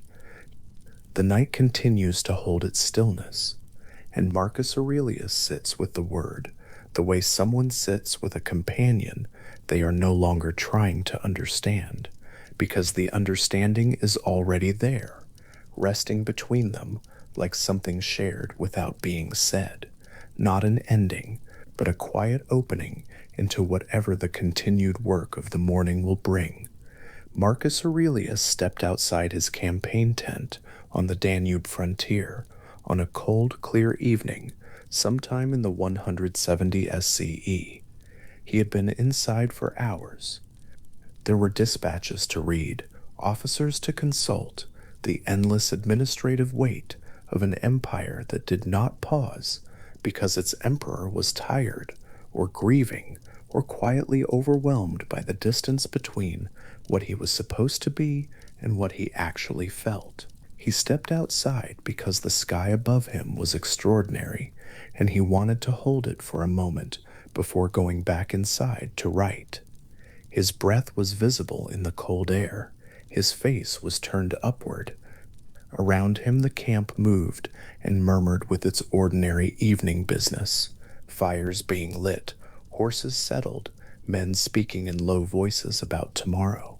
He stood slightly apart from all of it, looking up, holding something in his mind that had no name in any language, but that philosophers had been reaching for since language began. What he was holding was the distance.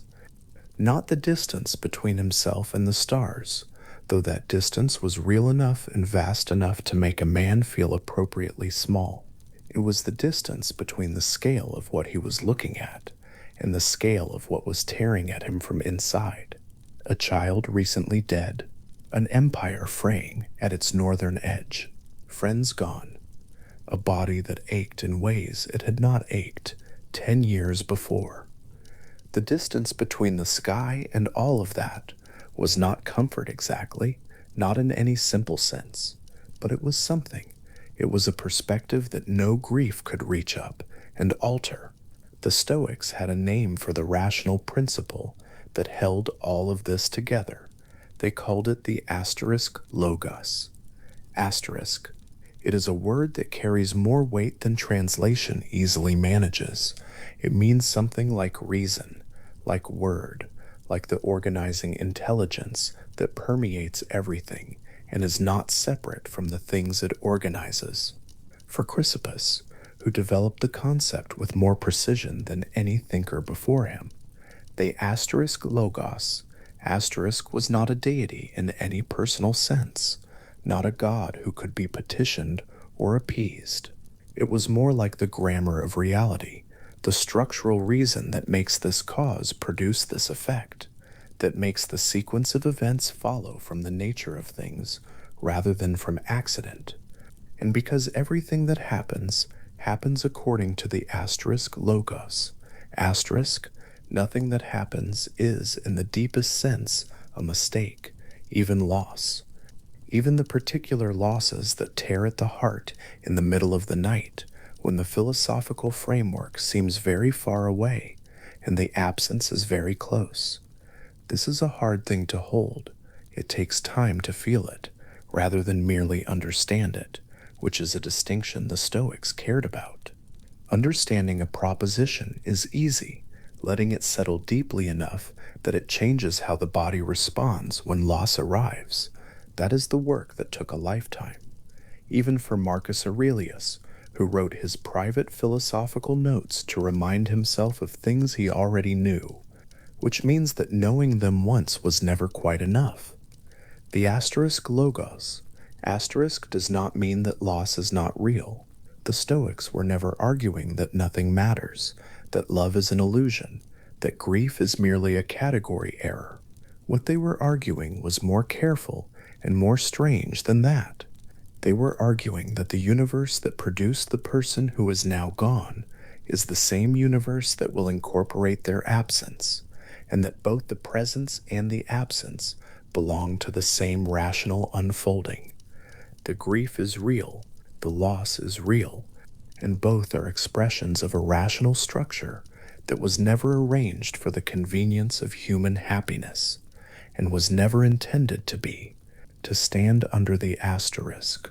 Logos asterisk is not to have one's grief taken away.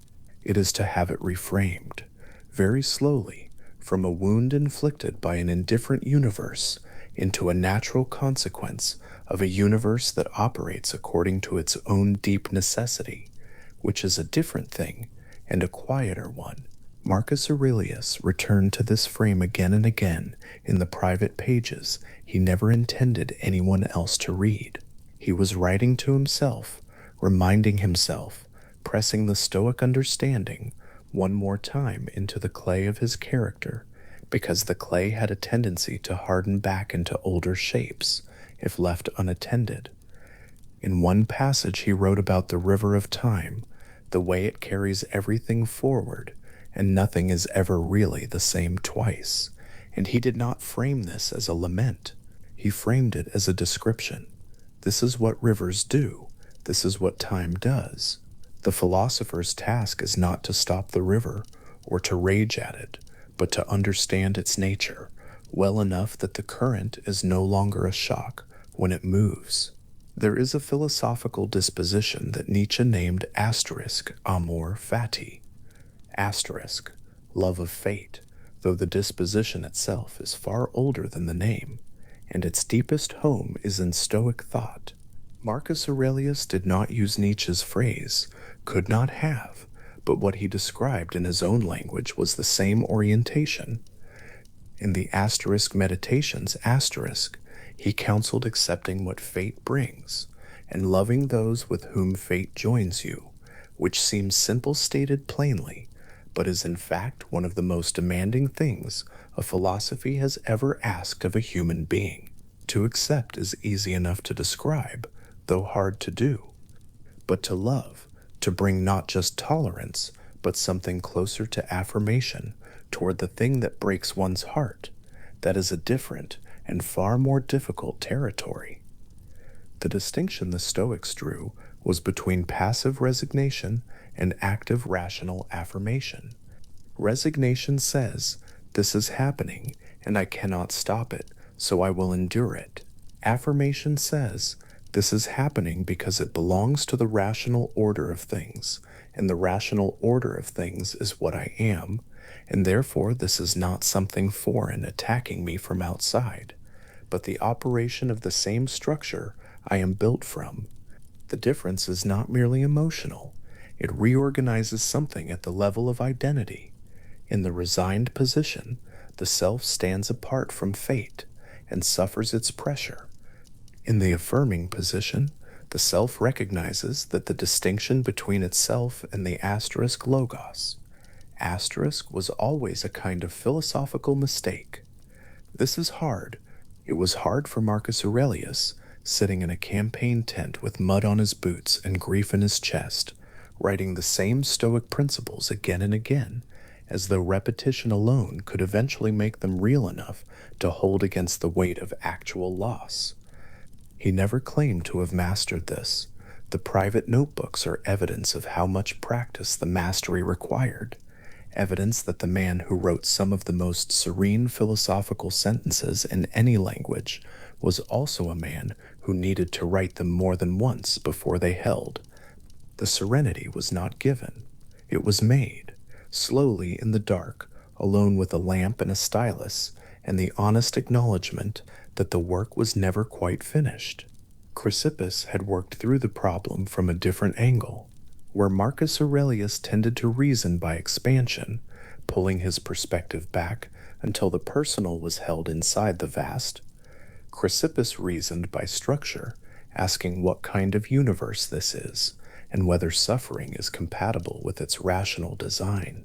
The theodicy he constructed, preserved in fragments and in the accounts of later writers who engaged with his arguments, is neither comfortable nor evasive. Chrysippus did not pretend that painful events feel like anything other than what they are. What he argued was that their painfulness does not make them structurally aberrant, does not make them foreign bodies in an otherwise smooth universe. He used the analogy of a poem or a piece of music, that dissonant notes are not failures of composition, but necessary elements of a harmony that could not exist without them, because harmony without contrast is merely monotony. The painful events are not errors. They are the dissonant passages without which the whole could not resolve into the coherence that makes it a whole. The obvious objection to this argument is that it is easy to describe suffering as structurally necessary if the suffering in question is not yours. Chrysippus knew this. He addressed it in his thinking, though the answer he gave was not primarily an argument, it was a practice. To hold the theodicy not as a consoling proposition heard from outside, but as a position inhabited from within, required the kind of sustained philosophical training that changed how perception itself operated. A person who had spent years with the asterisk logos asterisk, meditating on it, applying it, returning to it in the specific darkness of specific hard nights, would eventually find that it was no longer a doctrine they were holding, but a way of seeing they had grown into. The dissonant note is still dissonant, the grief is still grief, but the ear that hears it has changed. On a cold night on the Danube frontier, standing outside a campaign tent, with his breath visible in the air and the stars extraordinarily clear above him, Marcus Aurelius was practicing this kind of hearing. He was a man who had lost children, lost friends, lost the kind of certainty about the future that only the young are fortunate enough to possess and always eventually surrender. He was also, simultaneously, a man trying to hold in mind the Stoic conviction that each of those losses belonged to the same rational order that arranged those stars and governed the river below him and moved through his own body in every breath. The conviction did not make the losses smaller. What it did, slowly and with effort and without the false comfort of a clean resolution, was make them continuous with the whole, rather than opposed to it. That continuity is what he was standing in, outside the tent, in the cold, looking up. The dissolution argument Marcus Aurelius developed in the asterisk, Meditations asterisk, is perhaps the most cosmologically ambitious thing he wrote. It is also, in practice, one of the most quietly useful. He observed that all things continuously return to the elements from which they came. A body dissolves into the earth and the water and the air. A civilization dissolves into the slow geological record. A grief dissolves, not immediately and not through any act of will, but through the same inexorable process of change that dissolves everything else. What he was careful to insist is that this dissolution is not destruction. It is not erasure. Matter does not become nothing. It rejoins the common substance of the universe, the reservoir from which everything that has ever existed was drawn, and to which everything that exists will return. The person who is gone has not been annihilated. They have been returned, and the place they have been returned to is the same place that gave rise to the stars overhead, to the river below, to Marcus Aurelius himself, standing in the cold and trying to see clearly. There is a particular Stoic image worth holding for a long time. It is the image of the asterisk logos, asterisk as a river, not a river in the melancholy sense of Heraclitean impermanence, though that is part of it, but a river in the sense of a single continuous substance moving through an infinite variety of forms. Everything that has ever existed is the river. The emperors Marcus Aurelius wrote about who came before and are entirely gone, Hadrian, Trajan, the long procession of the dead. They did not vanish from the river, they changed form within it. The specific shape that was loved and then lost is gone. The substance of which that shape was made is not gone. It is in some deep sense still present in the river, still part of the whole, still, if one can hold the perspective long enough, still here. Marcus Aurelius used this expansion of temporal perspective deliberately and often. In the asterisk meditations asterisk, he invited himself, and through the text, anyone who would later read it, to contemplate the long procession of the dead, all those who have loved and been grieved in turn, stretching back through the centuries past, any individual reckoning. The purpose was not to reduce the importance of any particular grief by pointing out that grief is common. It was something subtler and more generous than that. It was to locate the present grief within a continuum so ancient and so wide that the isolation of grief, the sense that this particular loss is happening to this particular person in a silence no one else can hear, begins to dissolve. Every human being who has ever lived has carried what is being carried now. That carrying is not a private affliction. It is participation in the oldest and most widely shared human experience there is. And in the Stoic understanding, the asterisk logos, asterisk that moves through all of that grief, is the same asterisk logos asterisk that moves through everything else. The grief is not foreign to the universe. It belongs here, as fully as the stars belong here. This is not to say the grief is easy.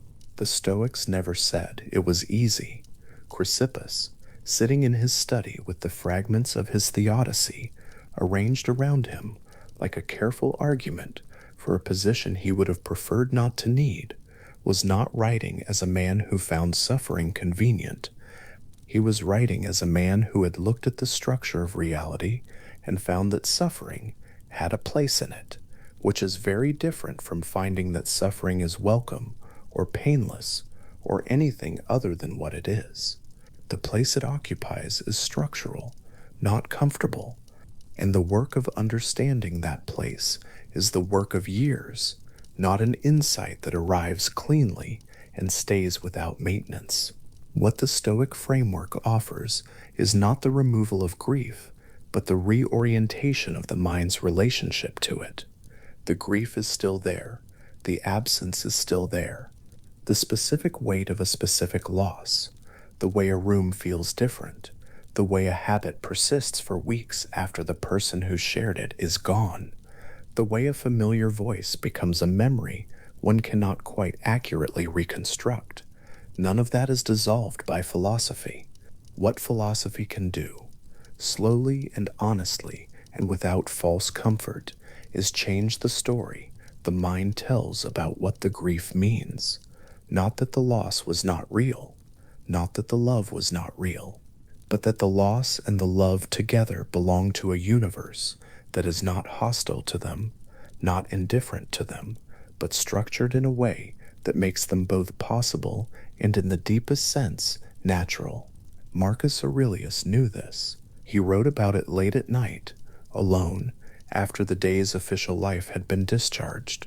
He wrote about the emperors before him who are gone, the friends who are gone, the children who are gone, and he wrote about all of it within the same philosophical frame, the frame of the asterisk logos, asterisk, the frame of dissolution and return, the frame of asterisk, amor fati, asterisk understood, not as forced cheerfulness, but as the hard, honest work of finding the world acceptable, because it is the only world there is, and because the rational structure that made everything one has ever loved also made the grief that follows love. And both of these are expressions of the same intelligence. To love the asterisk logos, asterisk is to love the whole, which includes the parts that break the heart. On the Danube frontier, on a cold, clear evening, the stars overhead were the same stars that had looked down on every human grief since human beings had eyes to notice them. Marcus Aurelius, standing in the cold, was not having a unique experience. He was participating, as every grieving person before him had participated, in the oldest human activity there is, the attempt to understand, from inside the loss, what the loss belongs to. The Stoic answer was that it belongs to everything, not in a way that diminishes it, in a way that makes it continuous. He stood there for a long time. The cold was real, the stars were real, the grief was real, and somewhere in the simultaneity of all three, without any one of them canceling another, was the particular kind of peace that Stoic philosophy aimed at, not the peace of resolved questions, but the peace of a mind that has found a way to hold unresolved questions without being undone by them, terrible and stabilizing at once, both of those things fully, without the first being softened by the second. The asterisk logos, asterisk Chrysippus had argued, does not explain suffering away, it contextualizes it, and the context once genuinely inhabited, rather than merely intellectually acknowledged, is large enough to hold everything, every loss, every grief, every long night on a frontier somewhere, every human attempt to find in the structure of the universe some evidence that the specific ache of a specific love was not random and not meaningless and not the universe's error. The Stoic answer is that it was none of those things. It was the universe being exactly and precisely what it is. Chrysippus set down his stylus in the quiet of his study, the lamp burning low, the city of Athens audible in the distant way. A city is always audible. The work of the day accumulated in the text before him. He had been writing about dissonant notes and harmonious ones. He had been working through the question of whether the people who live inside the dissonant passages, the people who are the grief, who are the loss, who are the particular event that the theodicy would classify as structurally necessary, whether those people can ever hear the harmony that their suffering serves. He had written the argument. He had followed it as carefully as language would allow, and then he had set down the stylus because the argument had reached the limit of what argument can do, and the rest of the work was something else, something that happened not in the writing, but in the living, something that the philosophical training was meant to prepare a person for, but could not, finally accomplish on their behalf. What lay beyond the argument was practice, daily, patient, honest practice. The practice of returning to the asterisk logos, asterisk not, when life was easy, but specifically when it was not. The practice of holding, in the same moment, the reality of the grief and the reality of the rational structure that contained it. The practice of letting the expansion of perspective happen, not forcing it, not performing it, but allowing the mind to move, gradually and without urgency, from the small scale of the specific loss to the larger scale of the universe in which the loss has its place. The practice of not closing the distance prematurely, not grabbing for comfort before the honest understanding has had time to form. Marcus Aurelius understood this. He wrote it in different ways on different nights, pressing the same understanding into slightly different formulations, as though each new attempt got it a little more exactly right. The change is nature's delight, he wrote at one point, in one of those formulations that sounds almost simple until one sits with it long enough for the simplicity to open into something else. Change is nature's delight, not its indifference, not its mechanical operation. Its delight, which implies something almost like love, the universe taking pleasure in its own continuous transformation. The way a river does not suffer from being a river, does not wish itself to be a lake. On the clear, cold evening on the Danube frontier, Marcus Aurelius eventually went back inside the tent. There were things to write. There were always things to write. He sat down at the small desk and picked up his stylus, and what he wrote that night, alone in the lamplight, was probably not very different from what he had written on other nights. The same return to the same Stoic principles, pressed a little deeper, held a little more firmly. This is what the meditations are, in the end, not a completed philosophy, a practice, an ongoing practice of returning, night after night, to the understanding that the grief belongs to the whole, that the whole is rational, that the rational is in some deep and patient sense trustworthy, not because it will stop hurting, but because it is what it is, without apology and without error, and because the mind that can hold that, even partially, even imperfectly, even needing to be reminded again tomorrow, has found something more stable than comfort. The dissolution argument had brought Marcus Aurelius to the same place the theodicy had brought Chrysippus, which was the same place the image of the asterisk logos, asterisk as river, eventually brings anyone who follows it long enough. Everything returns to the common substance of the universe. The specific grief dissolves, not into nothing, not into absence, but into the vast material from which everything that has ever been loved was first composed. The body of what has been lost was drawn from that material, lived for some time in the specific form that was loved, and has been returned. The love that was felt for that form has no place to go that is outside the universe, which means the love, too, is somewhere in the whole, not as a persistent individual feeling, but as something that happened here, in this matter, between these specific configurations, and was real, and mattered, and is now part of the long record of everything that was real and mattered. It is cold on the Danube frontier.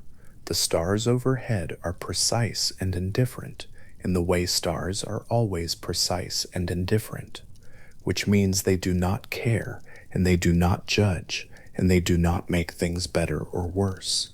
They are simply there, arranged by the same asterisk, logos asterisk, that arranged everything else, burning with the same rationality that moves through the grief, and through the philosophy, and through the slow, patient practice of a man who is both an emperor and a student, and who writes, night after night, the things he most needs to remember in the specific darkness of a specific night that will dissolve into tomorrow as all nights dissolve, leaving behind only what was pressed deep enough to hold.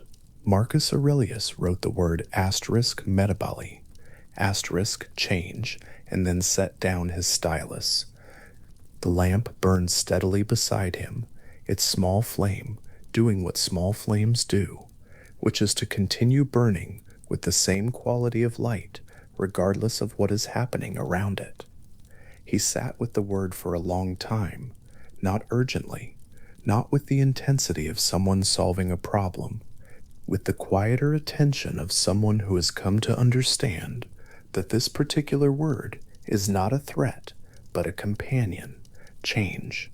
The universe that changes is the same universe that holds everything that has changed and everything that will. The specific grief dissolving into it is not leaving, it is arriving at cosmological scale, at the only homecoming that was ever available. Seneca is lying on his reading couch in the last quiet hour before sleep.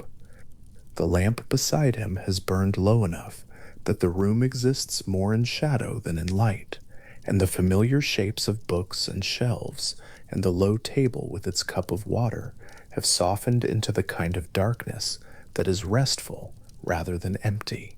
His hands are folded across his chest. His eyes are open, but only barely. The house around him has gone still.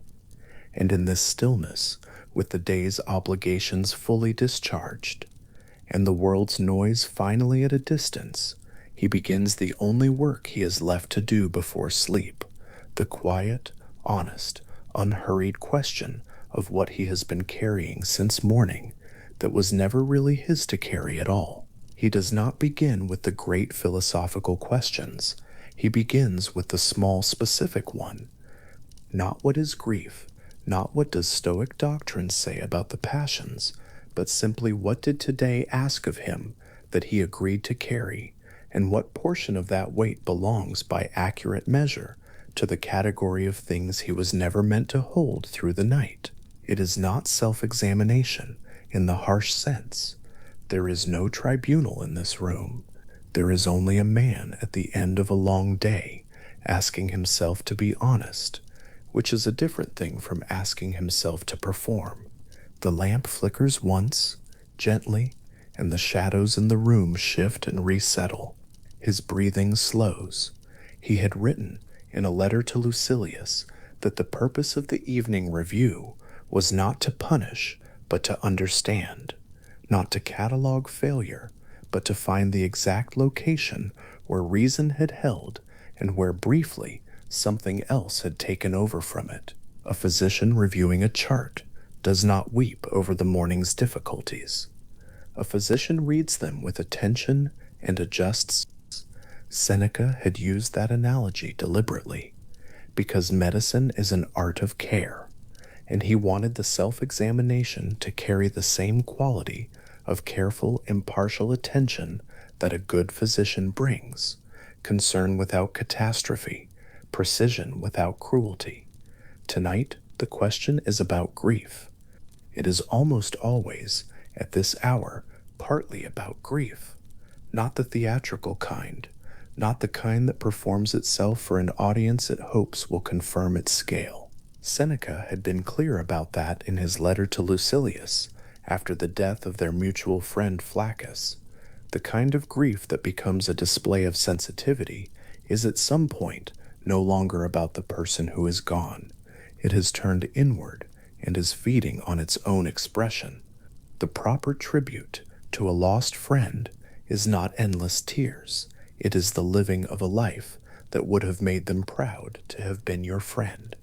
It is the carrying forward in one's own character and choices of what was best in the bond between you.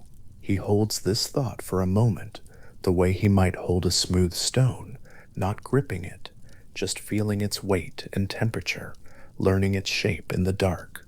There is a difference, he knew, between grief that reflects genuine love and genuine adjustment, and grief that has begun to misrepresent the situation.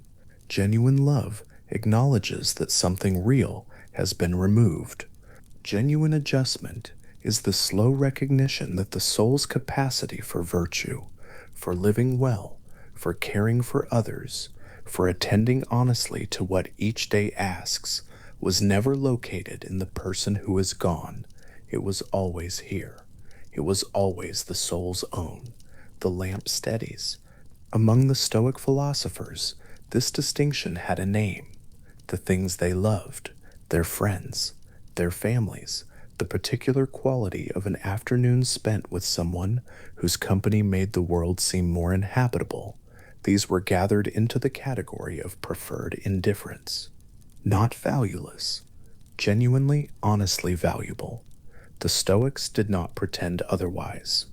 Zeno and Chrysippus and Marcus Aurelius all wrote and taught within a philosophical framework that took the bonds between people seriously, not as philosophical errors to be corrected, but as natural expressions of a rational social nature that was part of what it meant to be human. Seneca had read Hierocles on the concentric circles and had found in that image something that rang true at the level of felt experience rather than merely at the level of doctrine.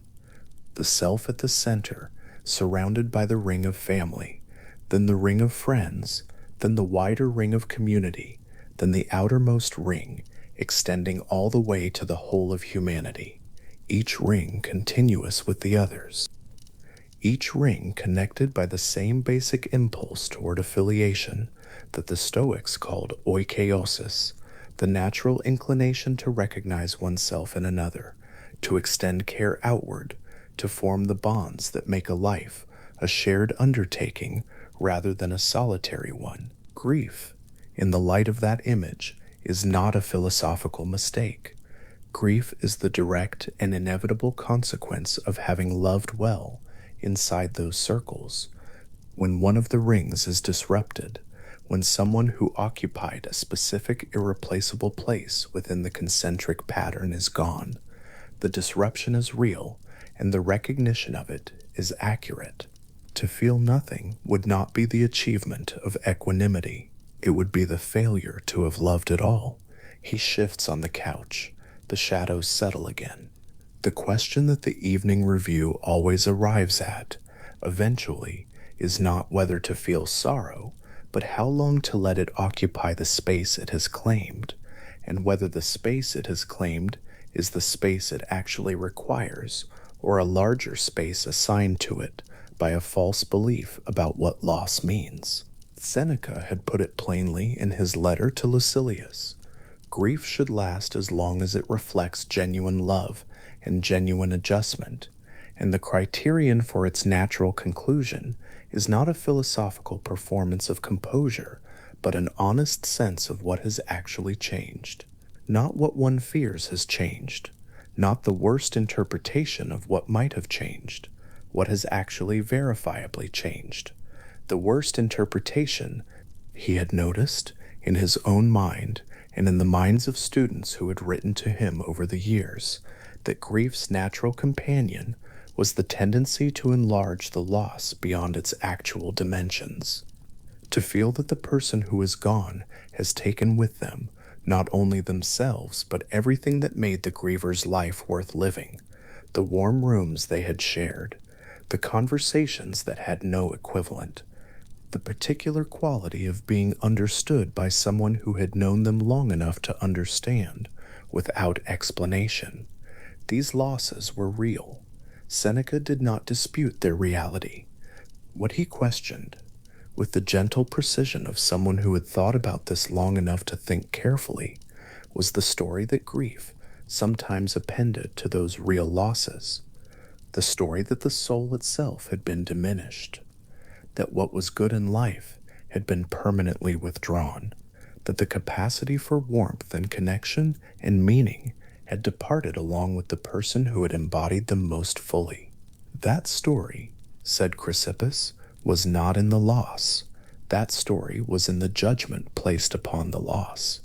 The two things were distinguishable. The loss was not within anyone's power to alter. The judgment was. The lamp has burned down to its final portion of light. The room is very quiet. His hands are still.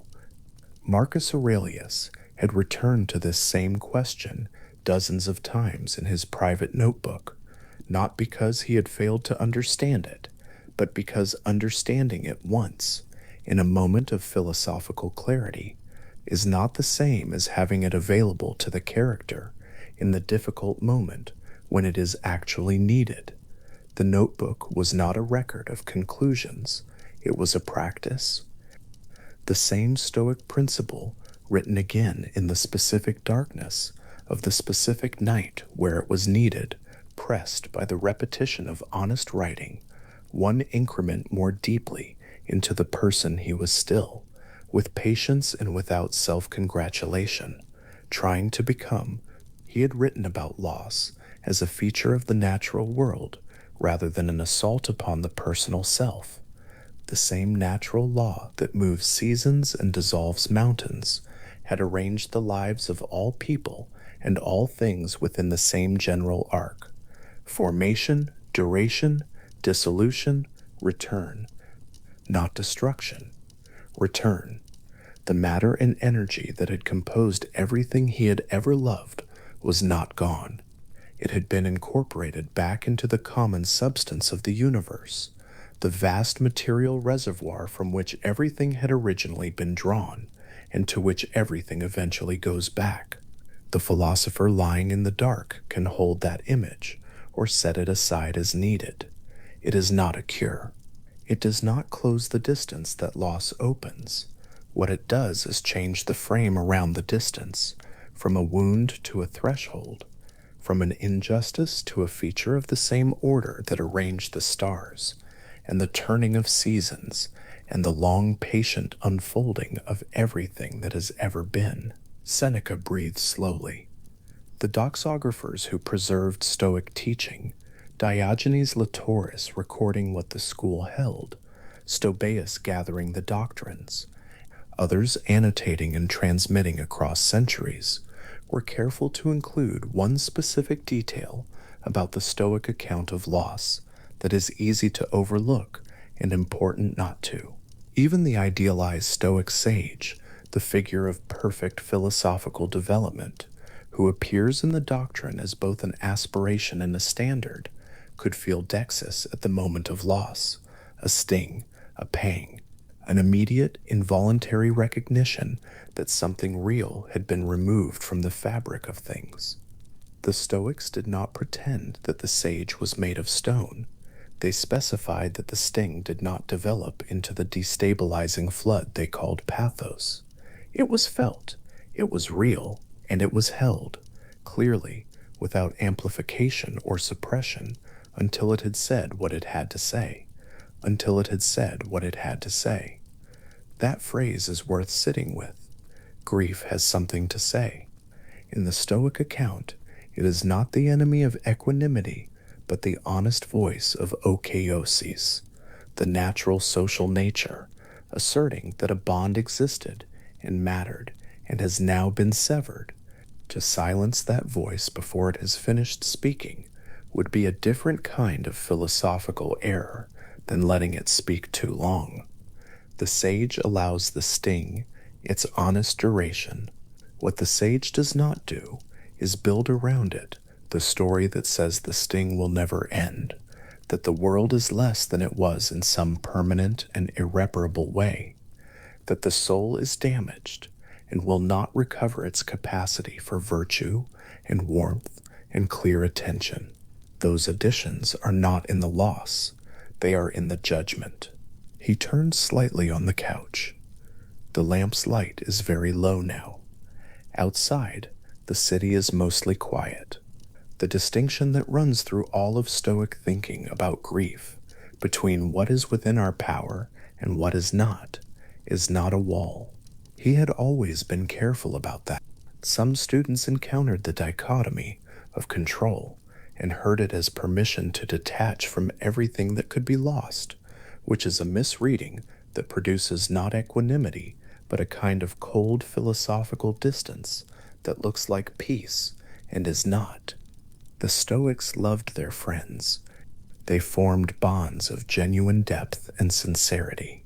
Marcus Aurelius grieved for his wife and wrote her name in a notebook among the philosophical principles he was living by, as though she belonged there, which she did.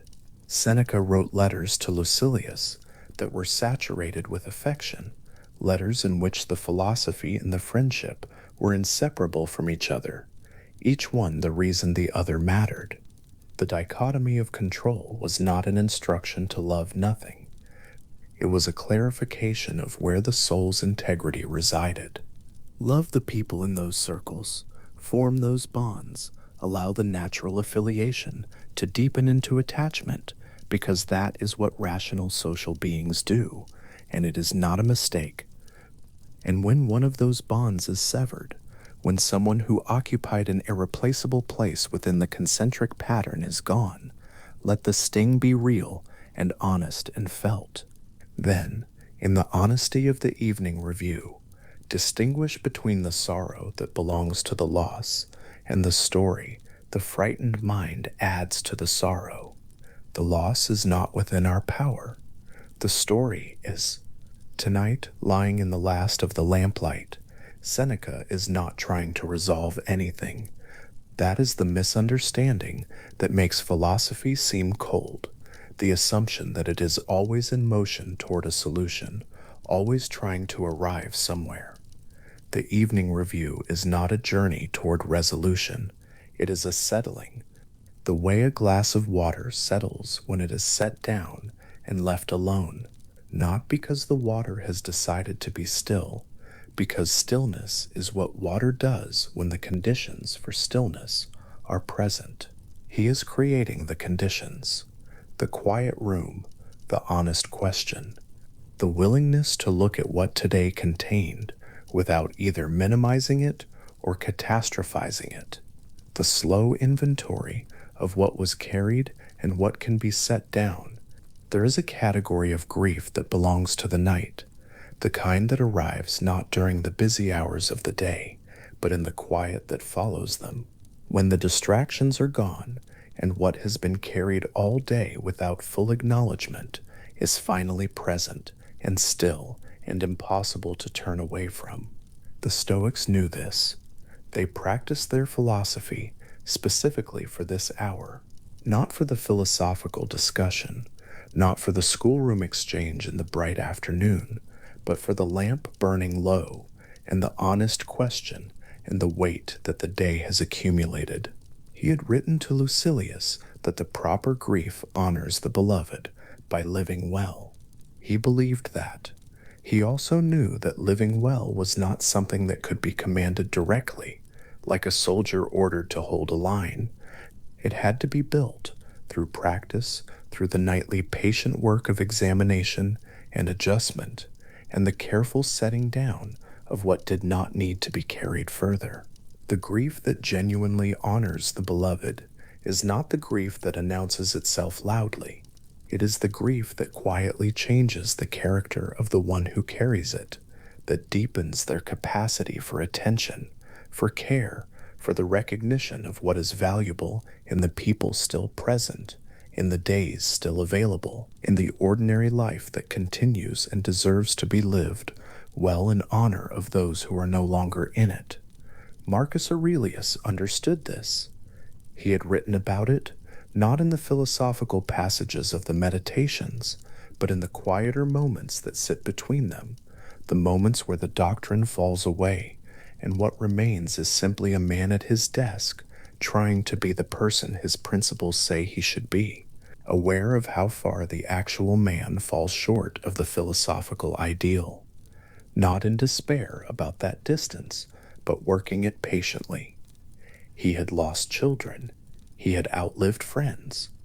He had commanded armies and lost soldiers whose names he knew, whose families he had visited, whose faces he carried in the part of memory that does not respond to philosophical instruction. He had written the dissolution argument, everything returning to the common substance, matter and energy rejoining the whole, and he had believed it.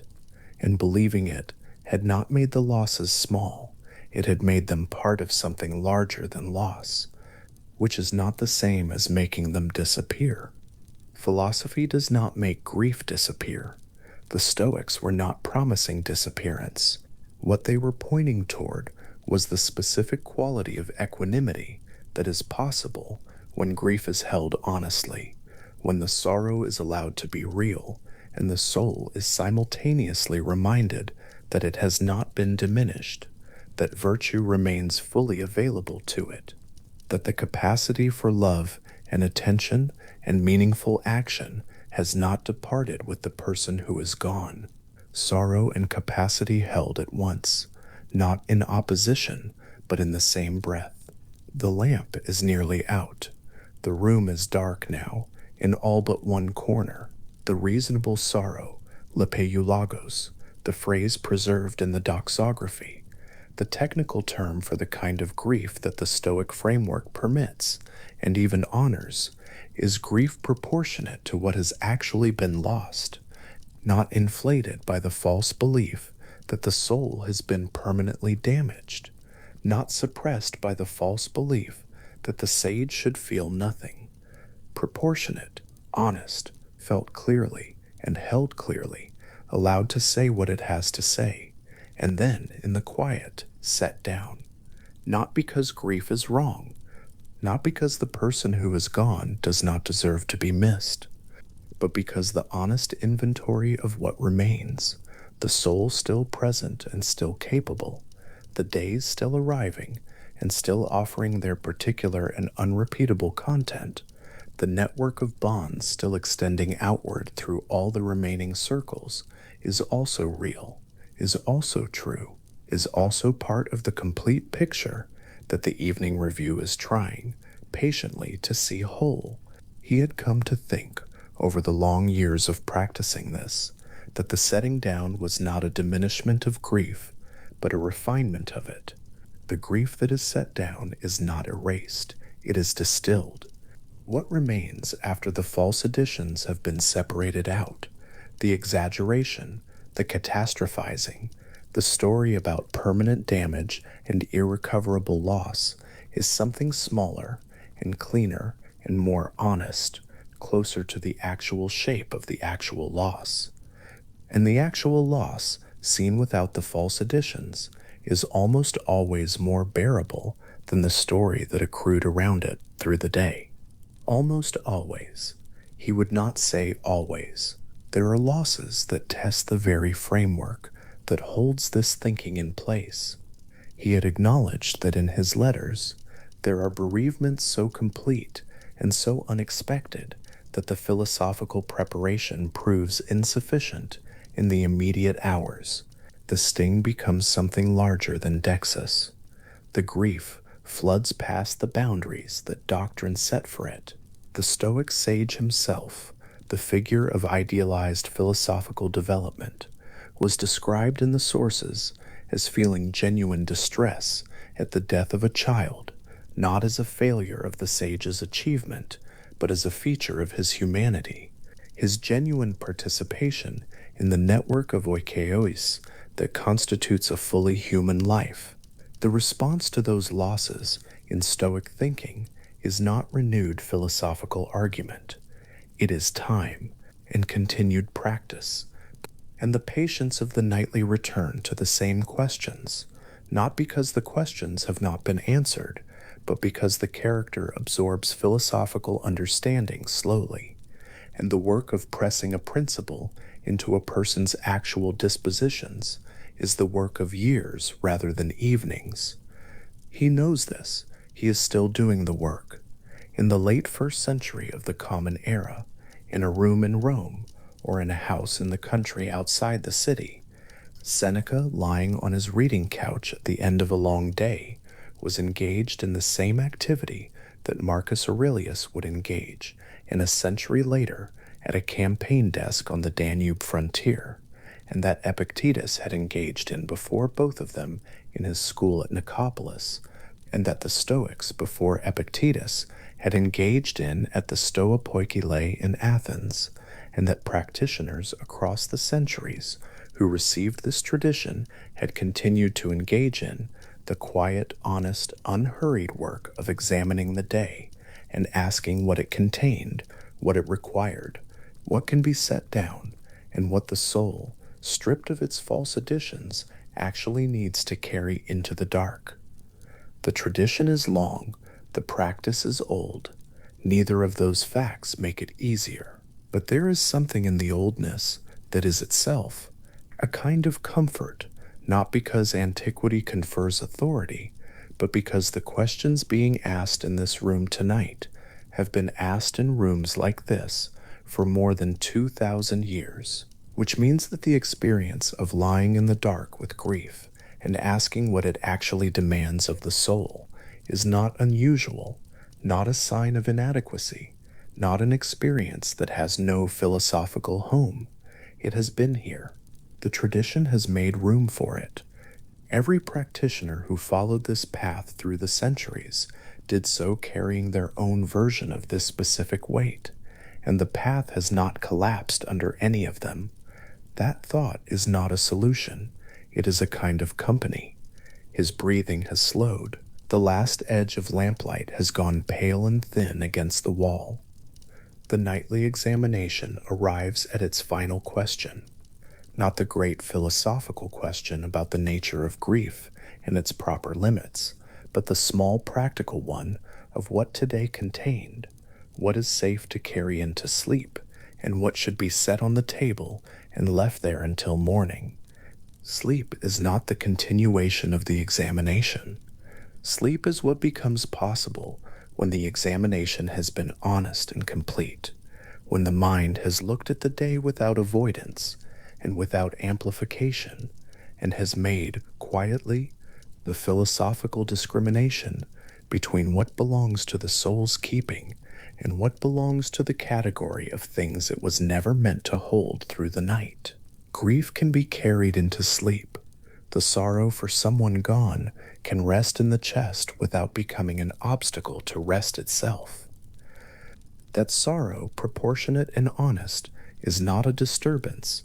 It is the presence of love in the specific form that love takes after its object has departed, attentive, quiet, grateful for what was, not demanding that what was should still be.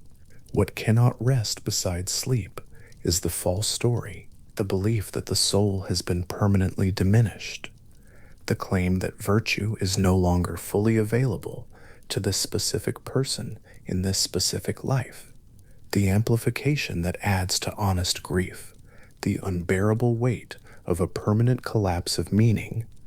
Those additions can be set on the table. They were always available to be set down.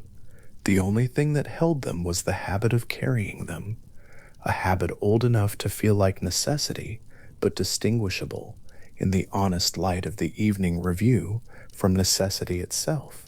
Marcus Aurelius closes his private notebook at the end of a long night. The lamp beside his desk is still burning, small and steady, the kind of flame that has found its equilibrium and will hold it until the oil runs out. He closes the notebook and he presses his palm flat against the cover for a moment, not to seal it, not as a gesture of conclusion, but in the way a person places a hand on the shoulder of someone they care about, briefly, quietly, acknowledging presence. The notebook is still there. The words are still inside it. Every one of the same principles returned to and written again, not because they were forgotten, but because the character is built from repetition rather than from single moments of clarity. And the work of pressing an idea into a person's actual dispositions is patient work that respects no deadline and acknowledges no completion. The words are held there, the night is around them, the grief that prompted some of those words, the children, the friends, the soldiers whose names he knew, is also held there, not resolved, not diminished, but set within the only frame large enough to contain it without distorting it, the frame of a rational world in which loss is not an oversight, but an expression of the same natural law that arranged everything he has ever loved into the specific configuration he has been fortunate enough to inhabit for this particular span of years. The flame on the desk continues to burn. It does not hurry. It gives off its small, steady light without effort, without urgency, without any relation to the darkness around it, except the simple, ongoing fact of its presence within it. He does not extinguish it. He leaves it burning as he moves away from the desk.